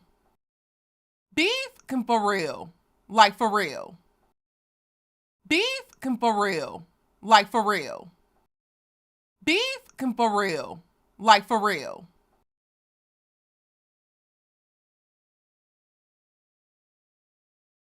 No, it's past 5 o'clock. That part we do know, but where is he? Right. I don't know. And honestly, I'm at a loss a little bit for where they are with Hayden's character too, because I feel like we're taking 2 steps forwards and like 16 steps back, and that if Tamara is the thing that's going to pull him out of this trivial BS, then let her do that. Like, him still, I would like for him to commit fully to like not paying Gary any mind, not giving a damn about Gary's validation. And like, if Gary's going to be the one to plant the seeds about, oh, you didn't bet this girl, cool, I get that. But like, there also needs to be more on Hayden's end in reference to checking out of all of his BS. The whole setup of Gary sitting in Hayden's office, it was such a waste of time. And then you want to rush us through the whole scene with the girls at Danny's house. I don't understand. I agree with that. I agree with that. It was so powerful in a sense, or powerful what it could have been. Because I think that it went to a commercial break. When they came back, we saw Danny in her car. Is that what it was? Because I was like, what? What? Oh, that's right. She was getting her keys. Like, she was like, all right, like, I'm leaving. I'm like, okay, like, that's it. That's it. And it made me think about. It made me think about. I think this was in season 1 when we found out that Sabrina had been sexually assaulted or molested or whatever, and it's never been brought up again. And she said it like, I understand because it happened to me too, and that's it. So I'm like, these women have dealt with so many things, and we had a moment where even that could have been talked about from Sabrina's perspective. Even going, talking about what Danny experienced in college, and it's like, can we please? No. Tyler Perry wants to give time to Hayden and Gary sitting across from each other. Something's not right. Yeah, something's not right. Yeah, this don't feel right. Your ass is not right. Everywhere you go, everything you do should not ever feel right, because you ain't never been right. You ain't never gonna be right. Never, sir. Never. It's ridiculous at this point. It really is. I was looking at such a waste of time. Such a waste of time. We had so much in this conversation. Like, honestly, the intervention should have been the entire episode, and I just don't understand how we got here. Yes, I agree. Somebody said, when did Danny get a car? That's a great when question. Did she get her car back? Because she had the car to hit Jonah, but since she hit Jonah, she was taking ride shares. So now all of a sudden she's riding around in this broke up car. I don't know.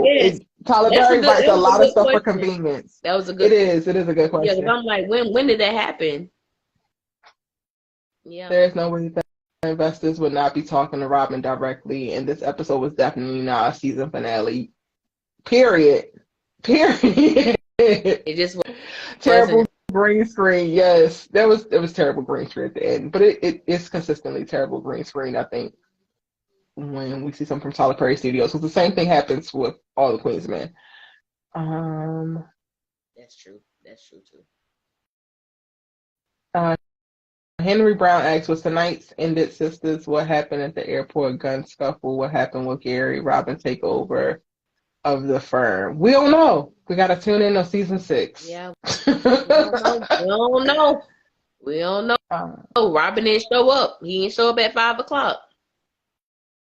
But apparently, Paris might be coming back. This didn't happen in this season, in this episode, but the episode before, there was a Paris sent her flowers, and I missed it at first. But I'm like, why in the hell is this happening?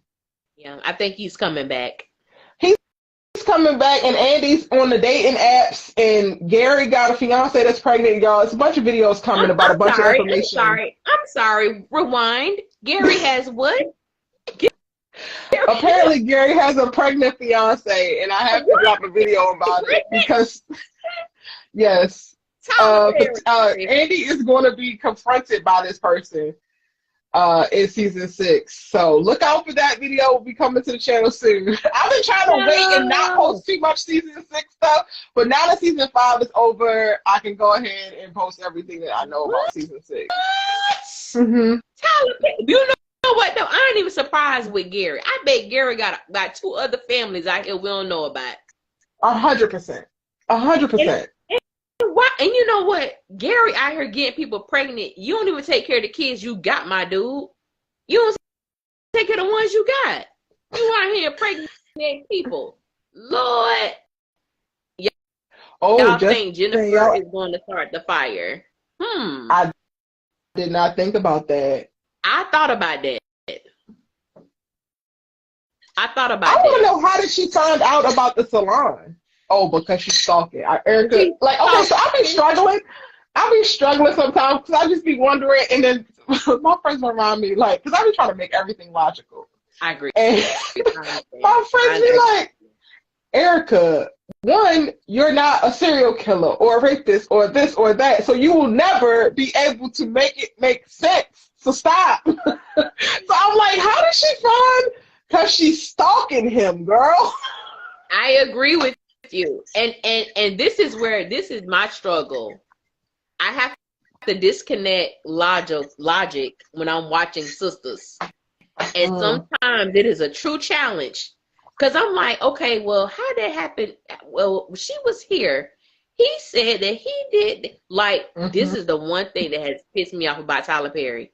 When it comes to Karen and Zach's, how they met, he literally switched the dynamic mid-season because we were under the impression initially that Danny hooked up Karen and Zach.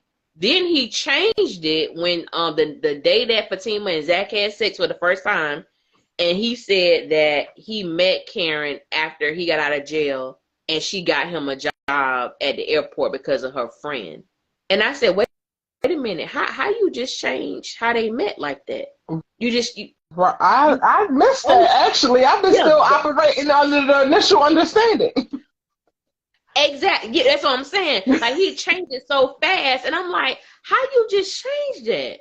That's not what we were told. And then when Karen read her letters, they met on the city bus. They met on the bus. I'm like, Karen, when was you riding the bus? I thought that was their first date. Nothing. That's when they first met each other. Oh. It was on the bus. He almost tripped. Everybody laughed. I said, well, that's 3 different dynamics of me. 3 different stories. I can't. Three different stories. I can't. But yes, just Danielle, I definitely thought that Jennifer may be the one to set the salon on fire. And then, because it was a fire extinguisher, laying on the floor next to Karen.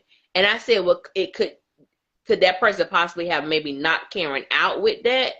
Did Karen have it? Like, what happened? Like, you know, I'm curious about that. Because Jennifer, baby, we will come for you. 100%, without question. We will come for you. But yeah, that was a good question. TP don't care. The writing just be all over the place. I love him, but all over the laziness. Oh, I'm over the laziness. Yeah, it does give lazy. The sister scene was definitely lazily written. It was, and I'm kind of frustrated about it. TP it has been hitting at this fire, and possibly Pam starting it all season, only for it to not take place this season. If we're not hear Pam send me the video one more time, just burn the damn place down already so we can get on with it. That is so true. The whole time we thinking, okay, episode 14, she gonna burn down the salon. Oh no, okay, we made the 15. All right, we done made the episode 22, and that salon is still up, intact, on fire. I said, baby, Tyler, Perry, please, sir, please. Yes. Y'all, we broke down pretty much everything from this last episode. What was your favorite things from the season? And again, if y'all want to join the conversation, come over to IG and request us. But Alicia, what was your favorite thing from season 5? Oh my God, Erica. Okay. What was my favorite thing of season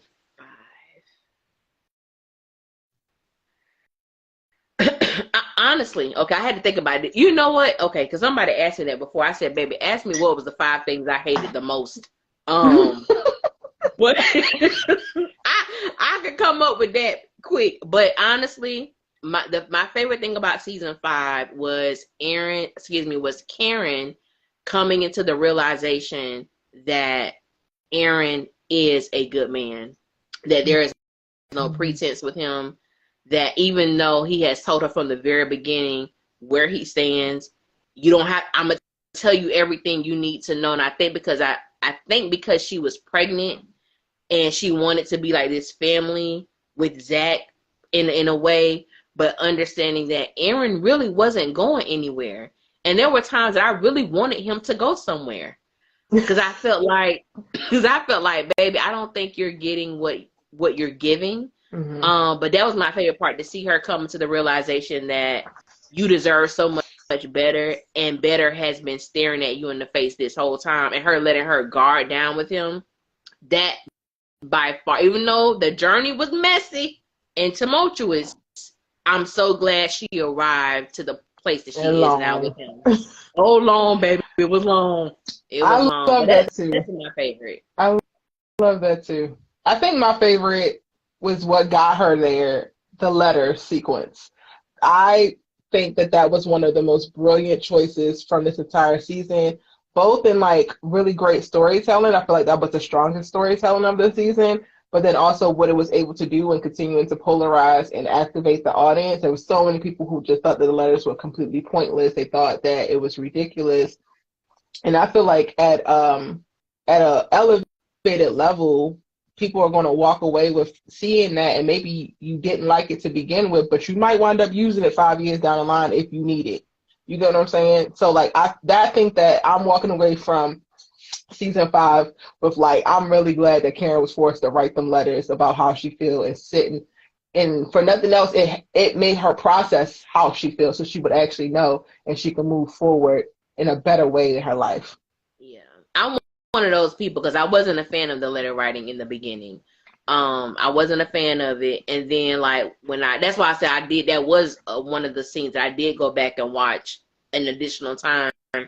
And when I did it, it connected with me, because I used to be one of those people where I didn't really express myself verbally effectively. So I used to write. That's how I ain't gonna say that's how I became a writer, but I felt more confident writing things down, because no one is interrupting me, and I can just get everything out.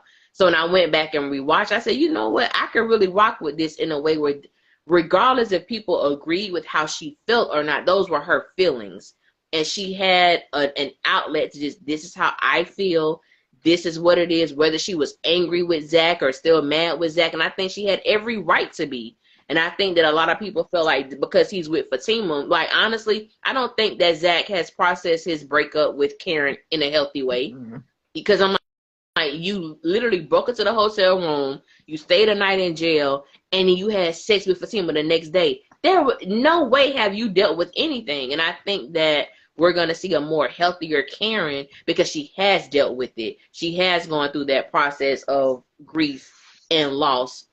Like you said, it was long and rough, but she got through it. You know, she got through it. So I was able to appreciate that a lot more the second time, and when I really thought about what she was able to do for her. Yeah. So I'm one of those people. I'm one of those. And also, like, not for nothing, what it was able to do, in that we don't realize we will repeat toxic behaviors, decisions, problematic mindset things until we address it. Like, we'll be running and never addressing, like we're seeing Danny do right now, never addressing the issue.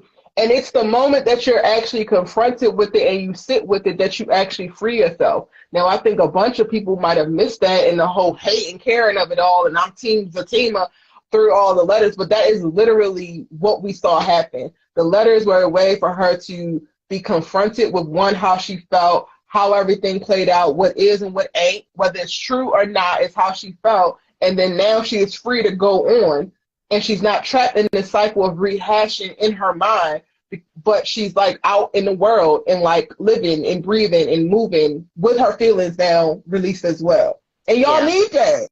All your asses running around here traumatized, and y'all need it. Damn it. Agreed. I agree with that. Yeah. But yeah, she's been my favorite. What were you about to say? What's your least favorite moment of the season? So minted. What was my least? This whole Andy, Fatima, Karen situation. Oh, really? And how that has been my least favorite, because I don't like Andy thinking she's such a good friend. Even tonight's episode pissed me off in this one part where she was like, when Fatima, they were leaving for the day, oh, how is Zach? I said, girl, you don't give not two damns about Zach. This is the most Andy has ever asked about Zachary Taylor. You don't give a damn. And I think Tyler has been so intentional with trying to promote the fact that Andy and Fatima are friends. I think he's been very intentional with that. Like, this woman don't care about Zach. Why you always got her so overly concerned about Fatima and Zach's relationship? She don't care. Like, she really doesn't. Like, it comes off phony. Like, but that thing, and I think, like, even when Karen apologized to Andy, I think Andy has been a piss poor friend from the very beginning, and it's been even more showcased to me in this season with this whole thing. And then, like, I could be friends with both of y'all. I'm like, Tyler, why you letting Andy come at this girl like this? She's not a good friend. That she's a horrible friend. Like, Andy will be somebody, and I promise y'all, I'm not violent, because I keep making references to put my hands on people. I don't even fight, okay? That's not even my ministry. But I think I would have popped Andy in her throat, because you put me in a vulnerable position as a friend to be exposed for this man to come at me crazy, and you knew the whole time and you didn't say anything to me. Like, you left me open for attack. And I just, like, that whole thing with, because I truly cherish friendships, and I just think that Andy, the way she has treated Karen this season in particular, really rubbed me the wrong way. Like, it really rubbed me the wrong way. And I think she got off easy. I think she got off entirely too easy. Oh, yeah, 100%. She definitely got off easy. While I didn't like it, it's not necessarily my least favorite. My least favorite is this whole Q storyline. I could have done the whole season without it, and it'd have been better for it. I feel you on that. Q is he's so disgusting to me. Like, that's the worst storyline, I think, of this season. And I think, but I started calling him Alphabet, because I'm like, I don't even like saying his name, because I got an instant attitude when I say it. Like, I think it's been one of the worst. It is the worst storyline for me of season 5 because he's so bold with it. Like he's messed up a lot of people's lives, and he's so detached from what he's done. I think one of the most disappointing character for me though has been Maurice.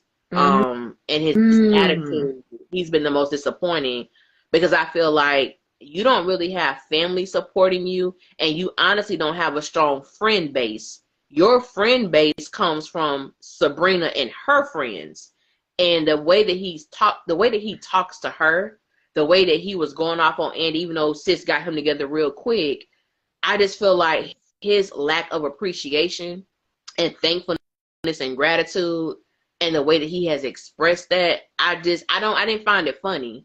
Like I didn't find it humorous. I felt like it was a slap in the face for the things that people had to do to get him out. Like he disappointed me. He really disappointed me. I agree with that. I think I'm most disappointed with Andy. However, I 100% agree with your take on Maurice. I think I'm most disappointed in Andy because I got my hopes way up when they had that conversation in her office after Karen came from the doctors, and we had like the glimmer of hope, and then and then it went immediately back to the pits of hell with their friendship, and I was just like, and then he also made it like it never even happened by like how he continued on. I was just like, yeah, I'm the most disappointed in Andy. You start the season off and we're not good for each other. Let me go. I'll get my apartment back. And then here we are still. You still banging Gary. You being weird with Robin, and you're still a trash friend. I am disappointed. Trash friend. And you didn't have to do that man flowers like that, Andy. You were so happy until you found out he bought them on the side of the road, girl. And then you gave them away. I said, what? I said, why did you do that? Poor Paris, he's such a nice guy.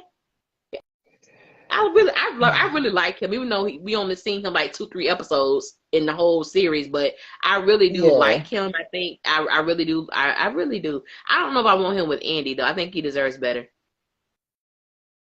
I want her. I want her to deserve better too, but I'm just not ready to say that. Do you think that she deserves Gary? No. The only that is a great. Hold on. How do I think she deserves? I want to be honest about this. Do I think she deserved Gary? I want to say no, because I just don't feel any woman deserves to be with anyone abusive. I just think that, and I think that Andy is playing a dangerous game, and she feels like she is really in control. Like she feels she's in control. I'm like, baby girl, you're not in control whatsoever. Like you're not in control. You're not in control. Whenever Gary wants some, you willingly open your legs to him. Like you're not in control of this. Like I don't know, Andy.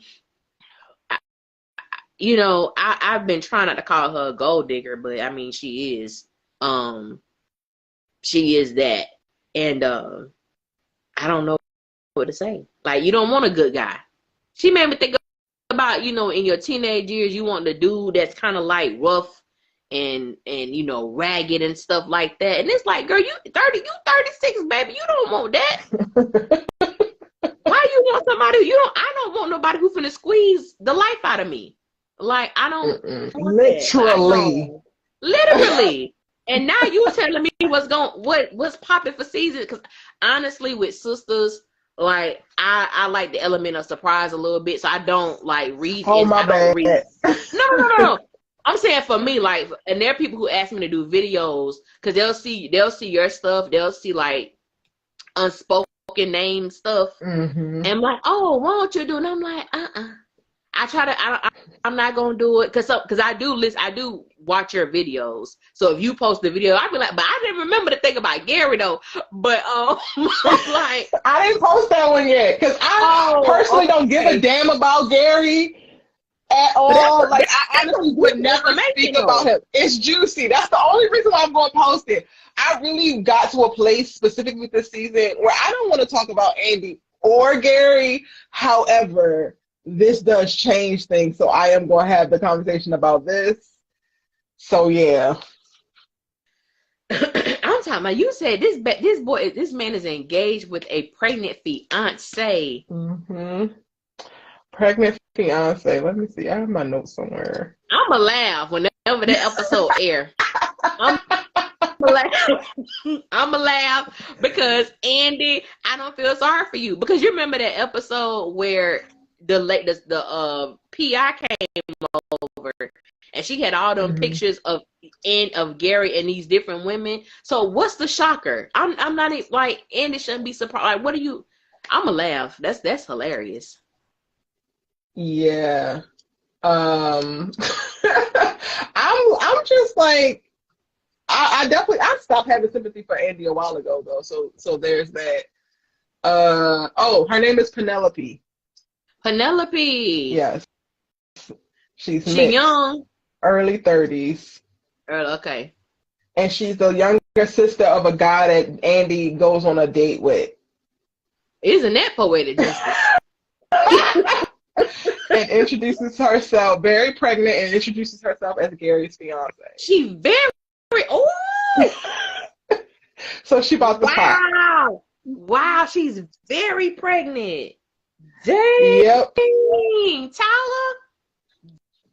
Dang. You know what? I ain't gonna lie. I'm very interested in this. I am very. Well, I'm gonna have my season 6 new characters video up soon, and I'm gonna talk about Penelope in it, child, because Gary, what the hell? I am so interested in that. You got a whole pregnant fiance. I wonder if she got a locked engagement ring too. That you. I wonder if y'all got married at the photo studio. Right. Ooh, baby. Oh my gosh, it's so ridiculous. GNC says, I didn't care if I say she deserves, although I 100% hear y'all, but continues to earn Gary's treatment with her actions. All of this continual game plan, etc. Yeah. Somebody said something interesting about Andy's storyline is that Robin had the right to ask Andy that question about working with Gary because you are sleeping with the enemy. I mean, but technically it's his enemy. It's hers too, but like for all he knows, because he don't know all of the things that Gary's done, he just knows what he sees about Gary and he can put 2 and 2 together. He don't know all the ways that Gary is also Andy's op. Right. Also, I believe Gary is her karma for how she treats other loved ones in her life. Doesn't necessarily mean she deserves abuse, but the energy you dish out comes back around. Ooh. Same way I feel Fatima will end up being Zach's karma in the end of that spinoff, but that's the whole other conversation. Not you calling them not actually making it. I mean, I definitely think we're going to get at least 5 seasons out of it. I think we're going to get 5 seasons. Of the team? Mm-hmm. Oh, Father. Because he shoots them so fast. He shoots them in 2 weeks. He does. He shoots them so fast. He shoots them so fast. And they only do 10 episodes. We're definitely getting 5 seasons of the team. However, I can understand, like, the more the stories go along, the more I'm like, yeah, I don't know if Zach and Fatima are actually going to end up together. But I heard they're supposed to have like 20-some episodes this season. Oh, is that true? That's what I heard. I haven't done like an extensive like search for it or whatever, but I heard they're supposed to be getting like a full order. I did not see that, so I don't know. But then also it's a half hour. It's not an hour unless they up that too. True. It's still, I think it's still a half hour. Yeah. So I don't know. I don't know if I could take 5 seasons of Zatima. I'm gonna tell you. I'm gonna be honest. I'm gonna tell you why. Because I can't stand them friends. I can't stand that friends. And I'm like, I'm like, are they supposed to be like a play off Tommy and Cole or something? Tommy and Cole were interesting. These two are not. They were interesting, and they weren't shitty people. And they were not. They were not. We just didn't From what I know recall, Tommy actually had a job, and Cole lived with his mama, and he was in love with Big Shirley. But they were genuinely good people. mm-hmm. These two over here I can on see the that. team. I can see that. The friends are a lot on both sides, honestly, because Angela was skirting the line up until she showed that photo, and now I'm done with her too. Yes, I'm done with Andy. I'm done with Andy. I've been done with Andy. I was done with Andy when she came into the Karen office. Well, I was done with her before that. But when she came in Andy's office, when will it be my turn to have a guy with no drama? I said, baby, you busting it wide open for married men. What the hell are you talking about? If you don't get up the hell about Close this your legs to married men. You don't want no drama. Can you focus on that? Let's focus on the issue at hand, ma'am. Andy is definitely Andy belongs on the Real Housewives of Atlanta.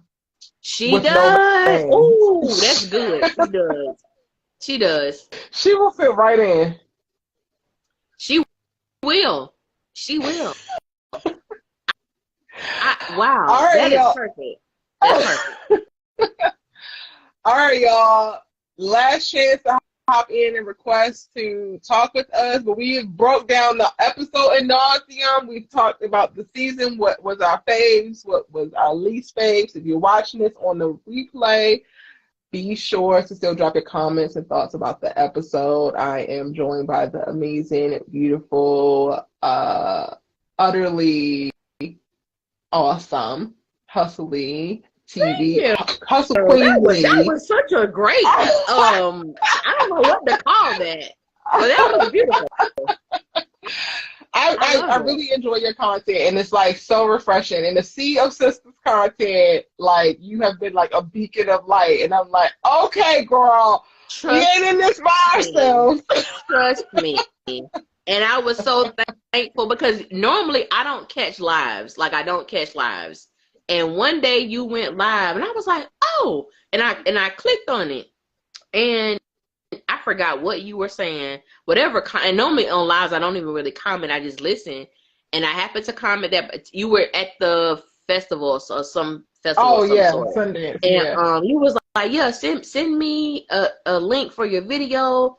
And I'll look at it, and I was like, okay, cool. And I'm like, you know what I'm saying? You just, because I had been watching your videos, your content or whatever, because I watched Sisters and All American, and there was some other ones you had too, Harlem and all of that. And I was like, but you just never know, like, the connections you'll make with, because especially with Sisters, it's very rare that you find someone who they can be open to call. I just love hearing different people's perspectives, and also someone who actually enjoyed the character of Karen, because we know in these Twitter streets and these Facebook streets, they drag Karen for filth. For absolute filth. So I enjoy, like, I really have enjoyed, like, this is our second live. I really do enjoy them, and I'm so grateful that I caught that live and even commented.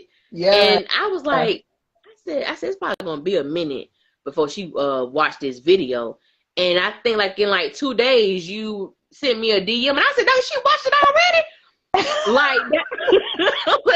I tried. But like, it's a lot for people who are like aspiring to have a YouTube. I am really really new with this stuff here. Like my page just hit 3,000 subscribers, which thank you to everybody who subscribed to my page. Thank you. I'm so grateful. But it's like I'm like new with this stuff, and it's a lot. It take a lot to review these videos, to edit these videos, to put them out, to respond to people. Like it's a lot. But I do encourage, if you do want to do it, just do it. You never know, you know what I'm saying? I don't know what your belief system is, people who watch it, but you just never know what God have in store, or your higher power, whatever you believe in. You just never know what can happen happen when you link up with people. Because I know a lot of people who are your subscribers, they was like, oh, I knew your voice sounded familiar. Because then you have those who listen, but they don't subscribe to your channel. You know, you have those too. So I'm thankful for the ones who are subscribers of Erica's who subscribe to my channel as well. So I greatly appreciate it. But these are fun. These are yeah, they are. They really are, and I'm really glad that we are able to do it. I definitely try my best. Like, it has definitely been hard. The more you grow, it's harder to keep on top of like all the messages and all the things. But when you were in there and you did have certain, like, you commented, I'm like, oh, okay, this seems like something I can get with, because I do have to filter so much. Like, I've gone through the phase already, which I don't want you to go through, but I feel like it's just the thing that happens for us within this field, of figuring out where you land in reference to all of the things coming at you, and sometimes it can take a mental toll. Like, I went through the whole process of like people bashing me ridiculously. So for me, it's really refreshing to come across people like you and to be able to spotlight and lift as I climb, I like to say, because it is so rare. Like, so many people, especially in the commentary space, and it's unfortunate, but it's just the truth. So many people, I feel like, come from like a poor intentioned place, a malicious place, and a lot of them are like acting out their own traumas and hurts by way of like how they talk about all these other people. So I have this filter on where I'm like looking to commune with people. I would love to be in community, but it's a certain type of people. Like, I don't necessarily want the person who is bashing people because they actually just hate themselves, right? Right. Like, if you're going to bash somebody, I want to know why, because you're always going to get why from me. Like, I don't with Gary. I'm never going up with Gary, and I'm fine with that, but I can also tell you all of the reasons why. I know myself deeply enough to be able to articulate certain things, and I just respect that from people when I see it. When I came across yours, I was like, okay. Honestly, girl, it was like a breath of fresh air for me, because a lot of times I start to feel really, really alone in this, depending on what the series is. I've experienced it with the All-American Universe. I've experienced it with Sisters. And again, it's a breath of fresh air to be able to run into someone like you and like, oh no, you're not actually alone. And we don't agree on everything verbatim, but the thing about it is, for me, I always need people to be able to articulate your thoughts. Like, don't just throw yours out there and it's like, Karen is trash. Okay, why is she trash?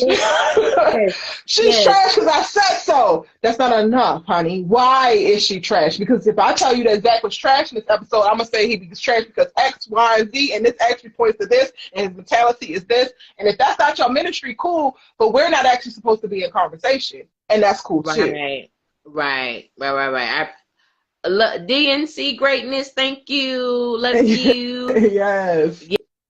Yeah, but I agree. This lady commented on my thing today. She was like, Karen is a nutcase. She got Zach running around here begging. All he got to do is, so I said, I laughed. I said, is Karen really a nutcase though? I said, because she doesn't have Zach doing anything. I said, honestly, Karen doesn't even possess that type of power to have Zach do anything he doesn't want to do. He's doing exactly what he wants to do. How is she? So it's be so funny. She's a nutcase. She's horrible. She's this bad person. Karen need to leave Zach alone. I said, ma'am, she's not bothering him. That for me. Like, ever since episode 15, I was like, okay, great, we're gonna be the leave Zach alone comments are gonna stop. And it seemed like they have gone twofold. And I'm just like, yes. He called her to his house. He came to her salon. He came to the restaurant she was at. She's not bothering this man. Y'all gotta let it go. And y'all gotta cope. Okay? Please let it go.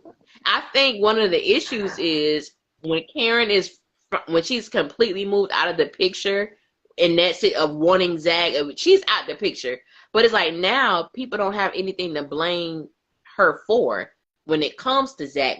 So it's like that's going to be an interesting dynamic too that I'm waiting to see what happens. Because you can't, well, if Karen would just, no, baby, ain't no Karen. Karen ain't bothering him. Karen got her own man. She got her own man. And in the words of And Felicia Zach and wants Erica, to put hands on she him. got my man, my man, my man. She ain't worried about your man. She got her own man. She got her And own man. Zach So, can't stop worrying about him either. So okay, and we want to who's really to blame? Who's really to blame? If we want to go there. That's the fact of the matter. The fact of the matter is Karen has moved out of the way. So y'all say, I feel like she has never really been in the way, but she has moved out of the way so much so that y'all literally have nothing else to blame her for when it comes to Zach, but you cannot bring yourself to hold that man accountable. That's it. At all. Somebody was even talking about tonight. Why Karen acting like that? That man came over there to apologize. I said, wait a minute.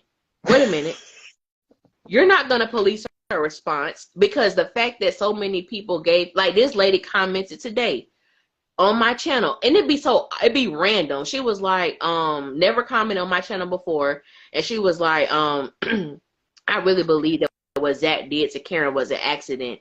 He didn't mean to do that. I said, ma'am, Zach had every intention to do what he did. It was not an accident. You don't accidentally grab somebody. You don't accidentally go to their place of business, cuss out their assistant, call them, find out where they at, tell them to stay there, go to that location, attempt to calmly walk up and say, I got one question for you, but you've been out anyway, so it was only a matter of time for the top of this tea kettle to fall off and then immediately explode, putting your hands on her and then beating the hell out of her man at the same time, and then get reeled in by your current love and you talking about, I've been trying. You actually have not. None of that was an accident, ma'am. And what part was the accident? I thought an accident is one thing. That was a series of events that was carefully orchestrated. Coat, ma'am, I'm trying to stop telling people to go to hell unless I really, really mean it. I'm going to go ahead and tell that lady to coat. Ma'am, we're going to need you to coat, because Erica laid out 15 steps and not one of them was an accident. Okay? Not one. I watched the scene. I was like, he's really doing this. Like, you watch that episode like, Zach, are you serious right now? Yeah. Yes, he's serious. He listened with his whole chest, and his apology confirms that he was serious, because you should have taken the apology, because why wouldn't you take what the hell I offered you? Yeah. I wasn't actually really wrong. I'm just trying to be nice. That's what his apology gave, which means he meant that. Yeah. Mm-hmm. Yeah, he did. So I was seeing red. I was beside myself. I don't know why I did what I did, but I'm so sorry. It was none of that. It was, here, take this apology. And if you don't take this apology, then F you. F you. And I like what Hope for Me said. She said, I'm sorry, but it was not an accident. When Karen said she was leaving and he told her she wasn't going nowhere. Did he not say that? You ain't going nowhere. Excuse me? Hold up. He not only said you're not going nowhere, and said, come on, Karen. He said she ain't going nowhere. He said the both of those things to confirm. That's exactly what he did. You're not going nowhere. She ain't going nowhere. This is not an accident. At all. Real. At all. But yeah, I'm glad. Yeah. You ain't going. She ain't going nowhere. Baby. Ooh.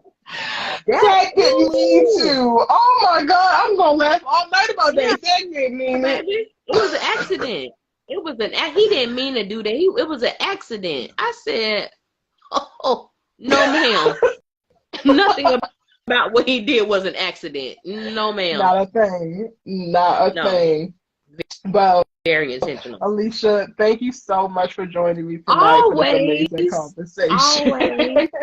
Always. If y'all are not subscribed already, please go over to youtube.com/hustlequeenlee and subscribe to this phenomenal woman doing dope content in the Sisters Universe. What are you going to be doing next now that the show is basically on hiatus until season 6?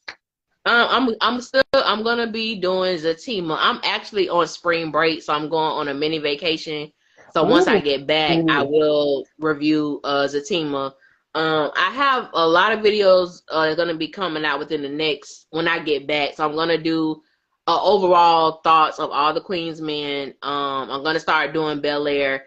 I don't watch TV like that. I'm a movie buff. Like I love film. Did So you see I Creed? watched these. Not yet.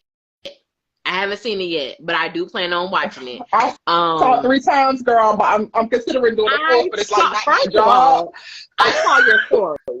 I said, if I don't watch Creed for nothing else, Erica done seen it 3 times. I ain't been to the movies yet. I'm gonna watch it because of her. but I am gonna see it. But I'm doing all the Queen's Men, Bel Air, Homecoming, which I feel you on that. I am highly disappointed, but that's a whole nother conversation. So, what else I got on my board? Bel Air, Homecoming. Oh, and Kingdom Business. Kingdom Business is good. I gotta finish out I've recorded them. I just ain't edit them from the first season. It's good, but they got renewed, so I'm like, oh, I really have to do it. Yes, I was so happy. It's good. It's so good. Happy. If I don't know nothing else, I know Black Church. I know Black Church like the back of my hand. So I'm excited to review that because it's a really great show. Yeah, it's a really great show. I was also thinking about reviewing. I don't know if you watched Tough Love, the web series. Ebony Obsidian was in like the first. That's where I found her at. I've been obsessed with her since then. It's one of my holy grail like web series. Like it's like Roomy Lover Friends, My Black and Sexy TV, Tough Love, and then maybe like Sexless or That Guy. Like I got a whole hierarchy of like web series that I just feel like are fucking amazing. I'm sorry to curse y'all, but they're really, really great. And Tough Love is that. Duvall is in it.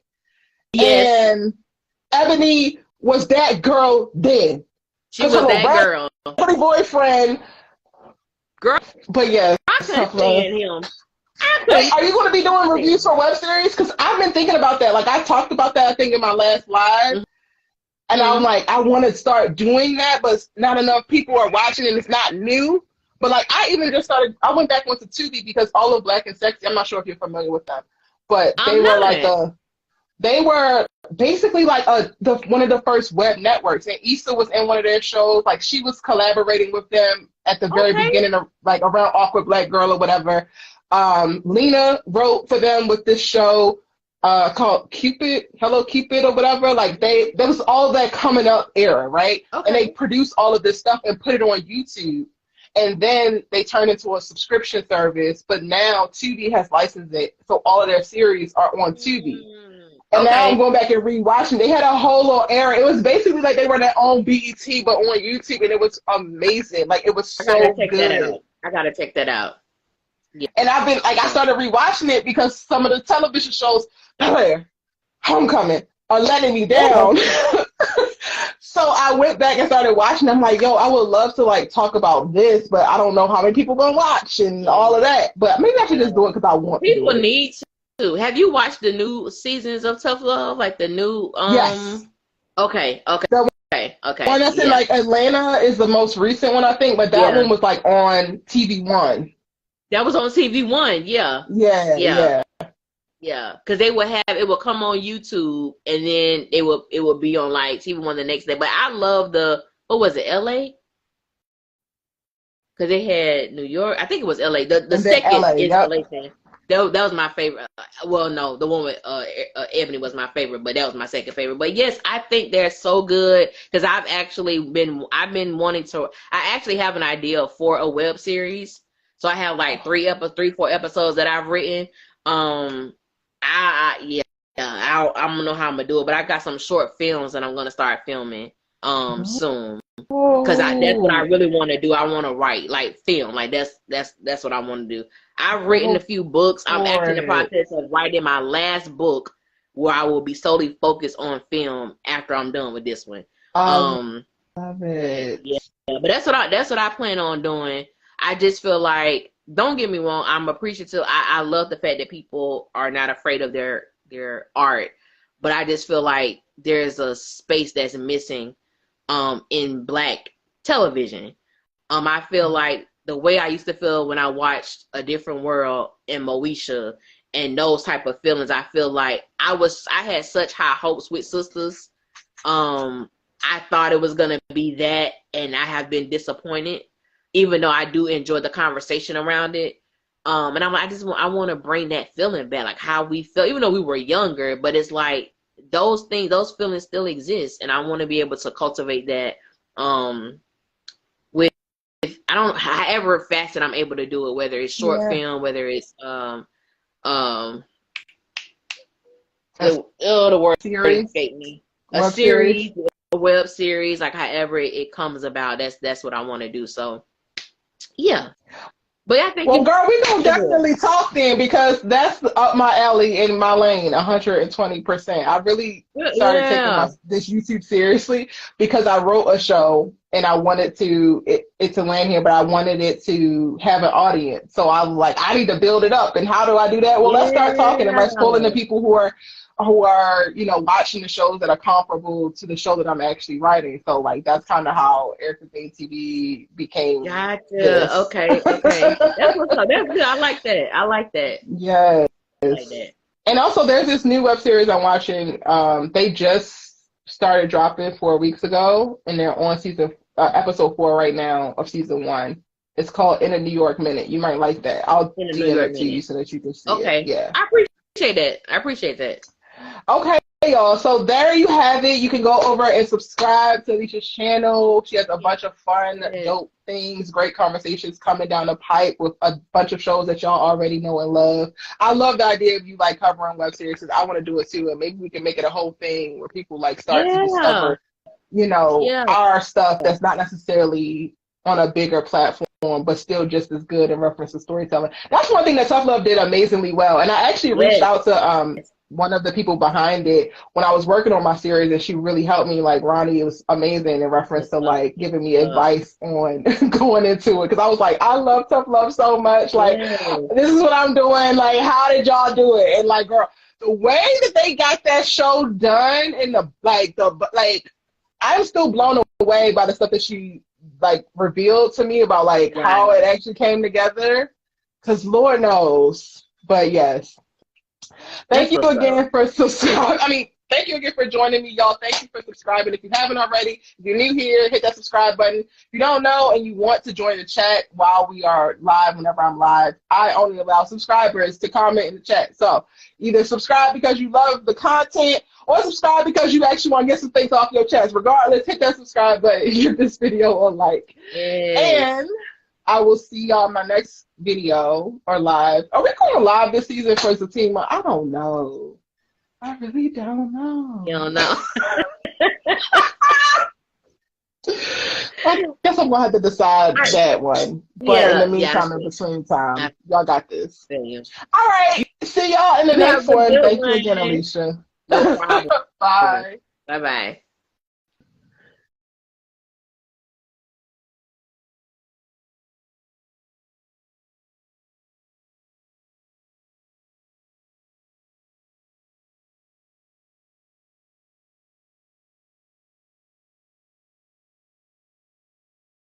Can't even hear me. Y'all, I'm going to do better. We got a new setup, and I'm going to do better. I'm going to have the mic on. Thank you again, Hustle Queen Lee. YouTube.com/Hustle Queen Lee is Alicia's channel. Go over there and hit the subscribe button. I thoroughly enjoyed these conversations, not only with my special guests, but also with y'all. Let me go through these comments real quick before I actually get all the way out here. I'm totally feeling my new vibe in reference to my little setup. Like, I'm really, really excited about it, y'all, and I'm really proud of myself because I designed it all myself, and it's even more to come.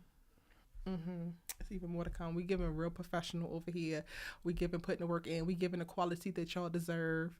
Saw pictures from TV Line. Karen gonna be on the floor with the fire hydrant at the beginning of season 6. I'm tired. TP just loves traumatizing the dark skinned women on this clown show. I didn't see that. I gotta go check TV Line. Danny read everybody like a book, especially Andy. Hopefully that woke Andy up. I doubt it, because she did it at the wrong time. Like, she did it as a deflection for her situation, which is not going to be actually helpful for Andy. So I don't think it's going to wake her up at all. A. Noel said the likes for me. Karen maintaining her cool. Pam once again riding for Karen. Calvin talking sensibly to Maurice. Blockhead. the girls showing up for Danny, Fatima not being a deadbeat. Yes, Fatima not being a deadbeat was like, I took a exhale. Thank you, Lord, that this was just a joke and or a farce, okay? Because I don't know if I would have been able to make it if she was really raggedy. Like, I don't know if I could recover from that. Prospective plan says I give the episode 4 dedicated to the 4 sister scene. Danny's home, a point for each sister. That's it, 4 out of 10. The scene with the ladies could have been so much better. I totally agree. Like, I wanted it to be so much better. Thank you, Joylette, for asking the question. So how should they deal with their trauma in a healthy way? We touched on that. So if you're watching this on the replay, make sure that you go back and check that out. I'm gonna try to get the timestamps up into this live for you because we had a bunch of really good points. And I feel like it was a little bit more organized than my lives typically are. Jess Danielle says I need better writing and storylines and some happiness for Karen since Ebony is carrying the show. She's the best actress on the show. I mean, you ain't wrong. TP need to swallow his pride and hire intelligent lady co-writers to script upcoming episodes. Listen, Tyler Perry, I'm available. Y'all, maybe I need to go ahead and just write a sister spec and like send it over and start sending it to his producers. Cause I'm available and I'm ready. I got you, Tyler Perry. I got you. I can jump into this sistership and we will go as far as we could possibly go. Okay. And the writing will be chef's kiss. I think Robin is going to turn the investors around. He should talk to them straight about Gary's motivation. What can Gary and Hayden do with the company? Yeah. I think that I don't like that we didn't get to see Robin at all in this episode, but honestly, I don't think that Gary and Hayden are actually going to win. The fact that they actually say in this episode, we won, tells me that they actually are not going to win. That's something that I think Tyler Perry does a lot within his writing.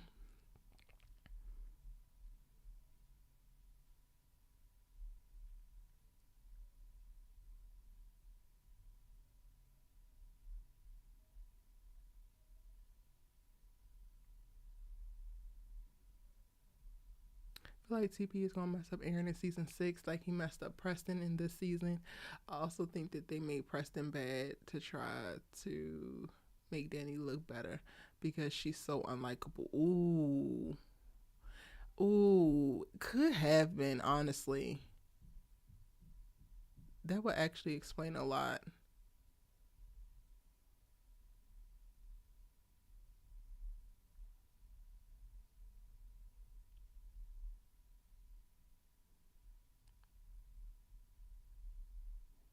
Y'all really think that y'all actually kind of convinced me that Jennifer is probably going to be the one to start the fire, which is very much so unfortunate because Aaron, while you are a good man, I also don't want Karen to suffer any more trauma at her salon by way of you after already having your wife do what she did. Ugh.